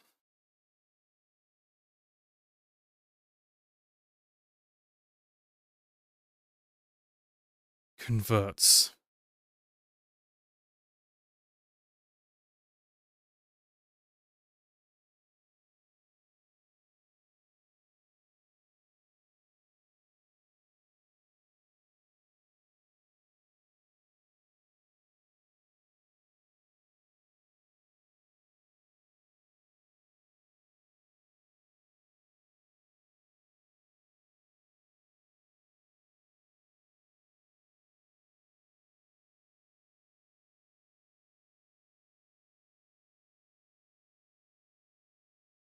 Um,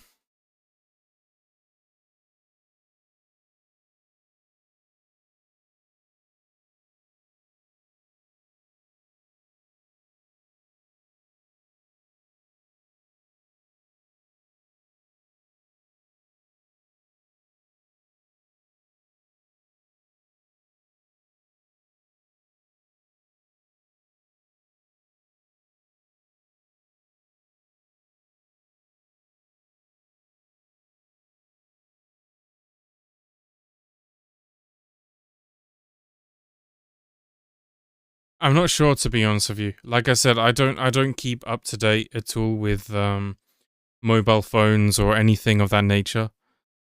So I'm not entirely sure, if I'm going to be honest with you.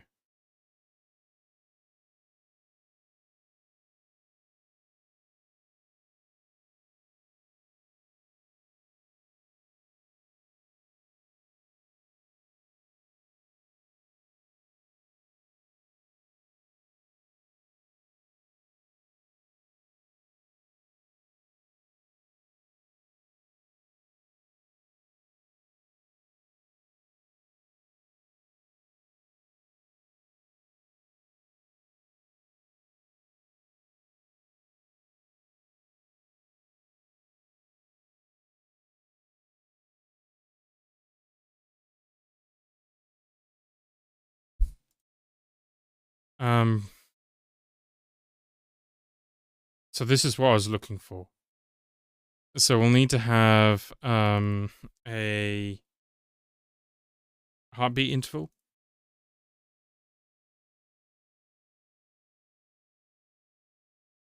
Heartbeat interval is the tick interval of the heartbeat loop. That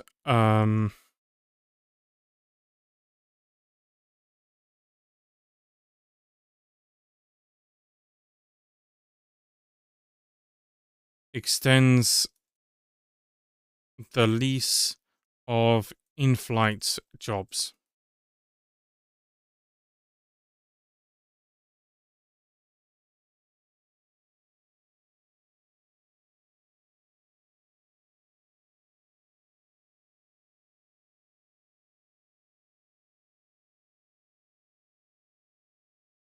So now we're going to need to make a function from this.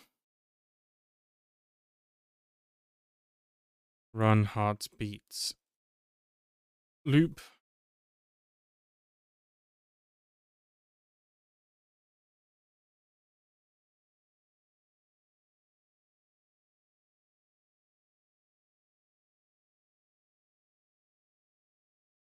Ticks on heartbeat interval and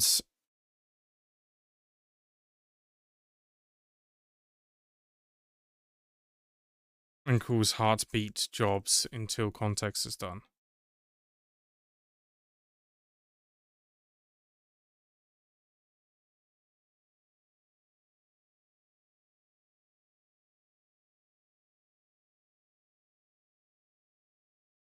Heartbeat interval.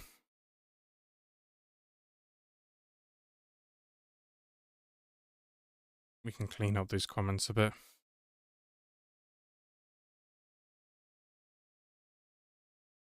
Then we'll have heartbeat jobs.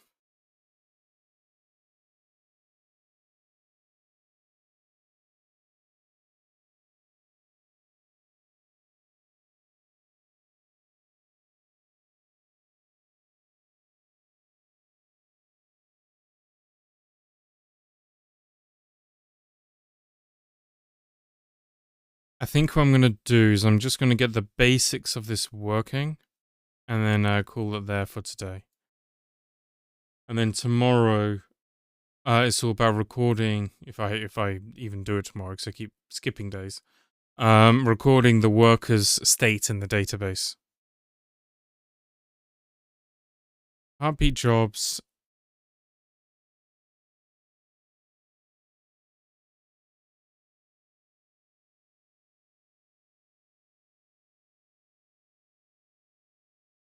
Just trying to remember how I'm actually going to want to do this.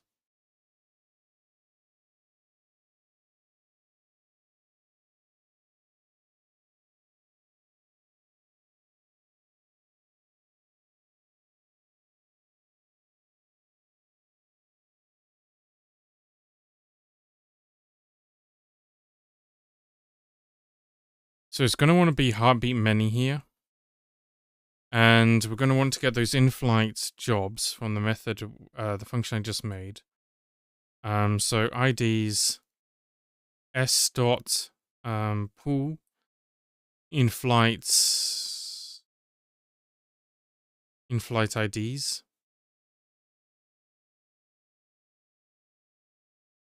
if we can have an early return .len.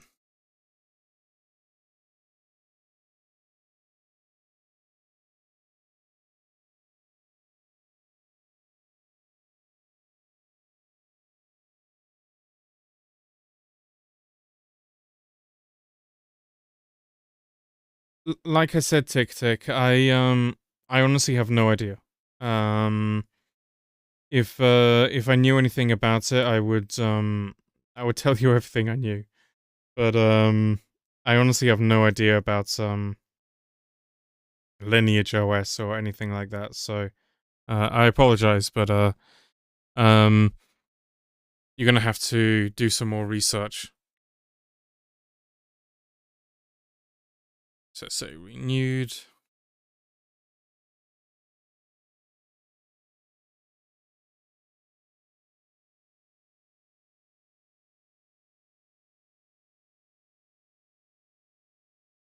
And then our worker ID comes from there.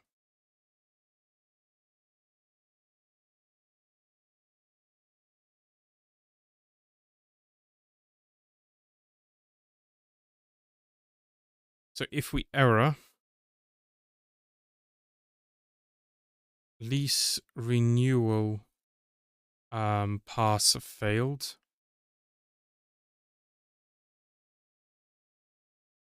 In-flight jobs may be reclaimed. They go stale.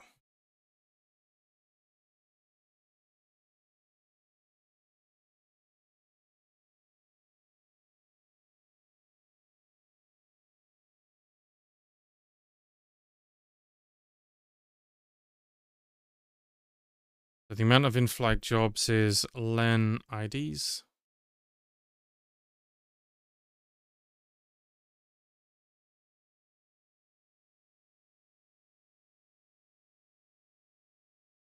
And let's record the error.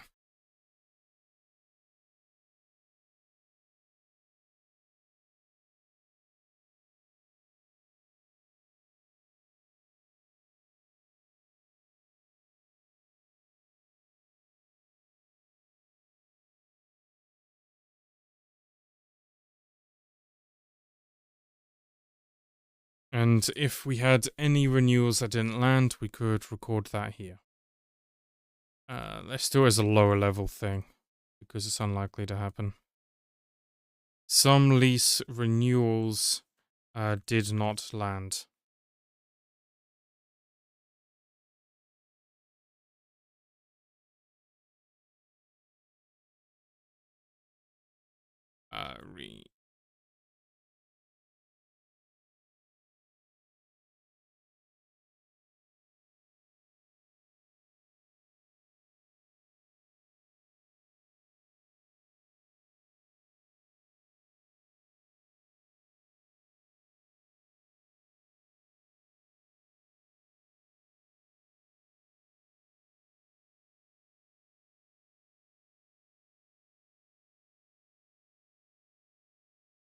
So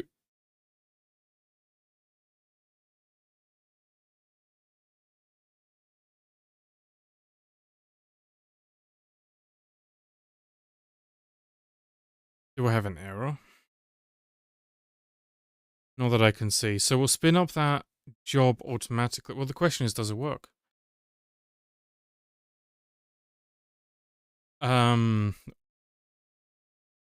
First question is, what are we running?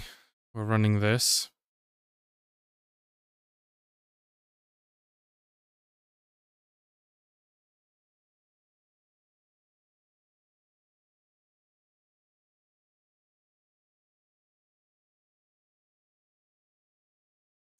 So we pass. Can't show you easily. So we pass, but we panic.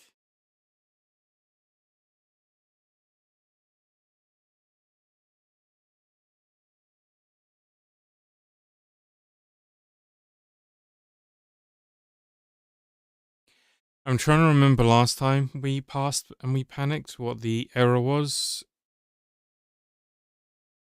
Non-positive interval for new ticker. Ah. I've repeated the same bug, I'm pretty sure. I'm probably just not plumbing this down at all. So how does promote interval get plumbed down? Because I need all of these same configurations. So heartbeat interval. We're going to need defaults.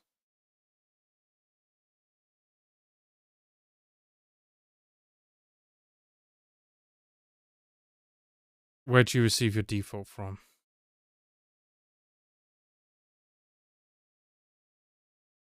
Yeah. Heartbeat interval, default heartbeat interval.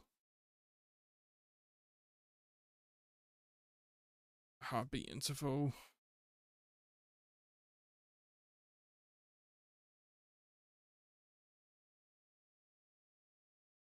And then we'll say default heartbeat interval is...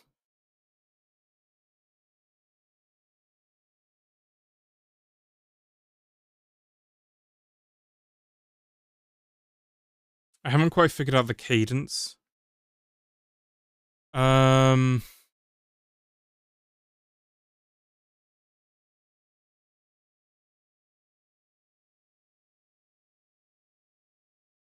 keep this up there.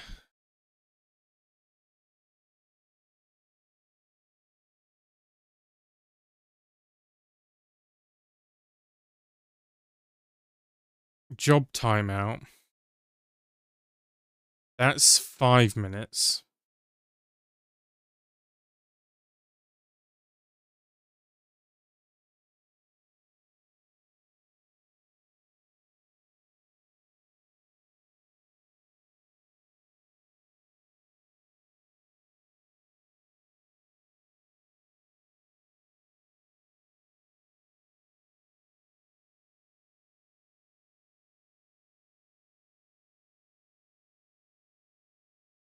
Recovery run.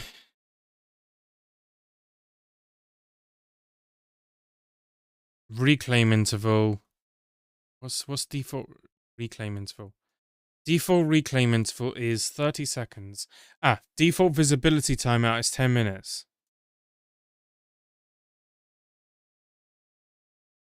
So the default heartbeat interval, let's say, would be 5 minutes.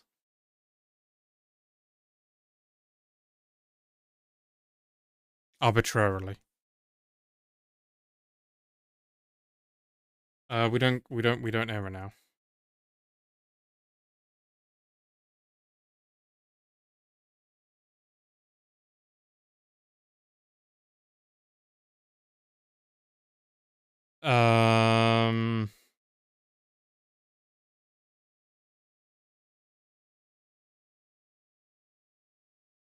We don't error, but I'm getting warnings, which implies my test might not be good.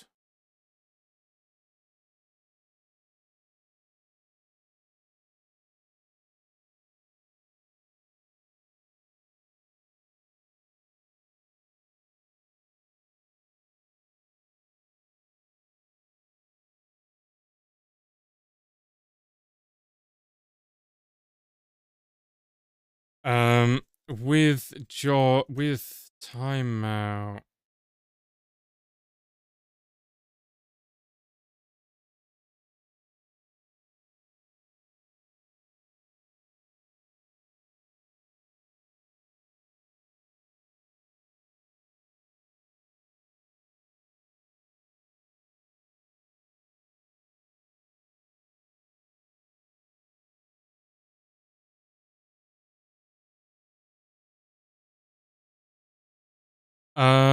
I can set the timeout on the job itself. That's probably a better place to do it, so I can do it here. With worker with timeout.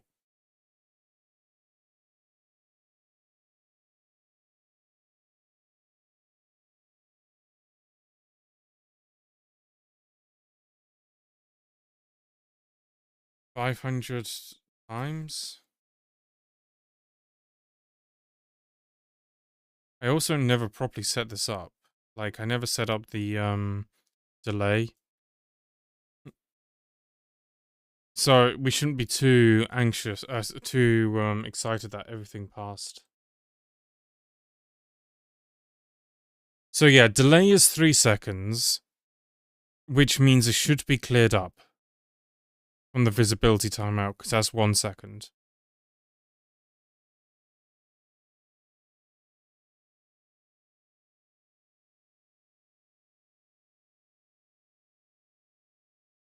Isn't the warning wrong? Shouldn't this be longer?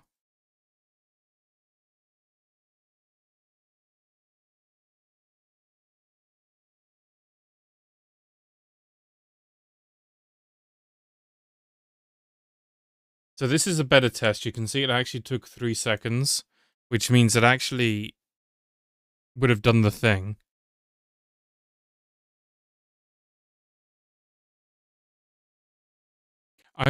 I'm confused. I think the warning may be incorrect.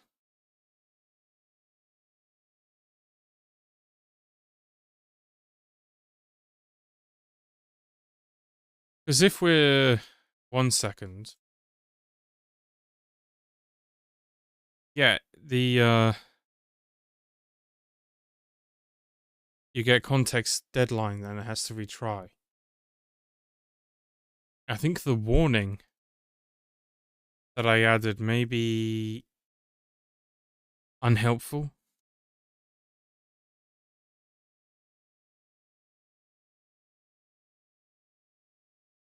I think I'm gonna get rid of this warning. I don't know what I was thinking when I added it.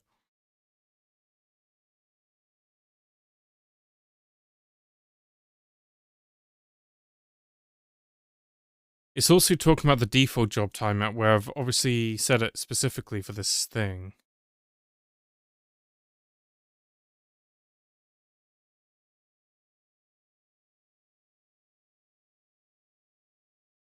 I think it's actually meant to be the inverse, where it's actually meant to be checking that the other way around.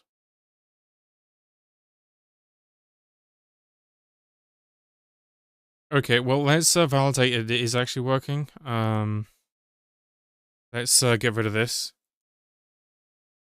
So now, what should happen? It should just be cleaned up, reclaimed constantly.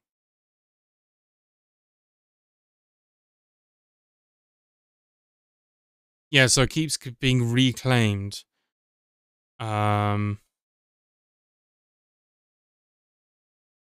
And it ran it 3 times because of that.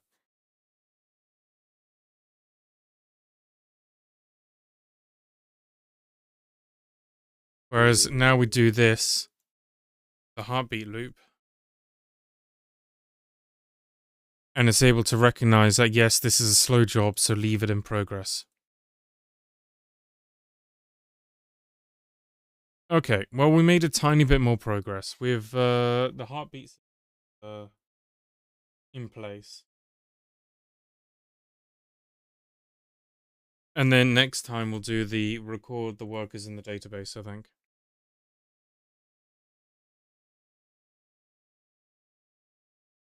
Like that. Okay, well, I'm gonna end the stream early today. Only 2 hours. But we did something. And that's what it's all about. Alright, well, thank you to everyone who participated in the stream. And I'm gonna call it there.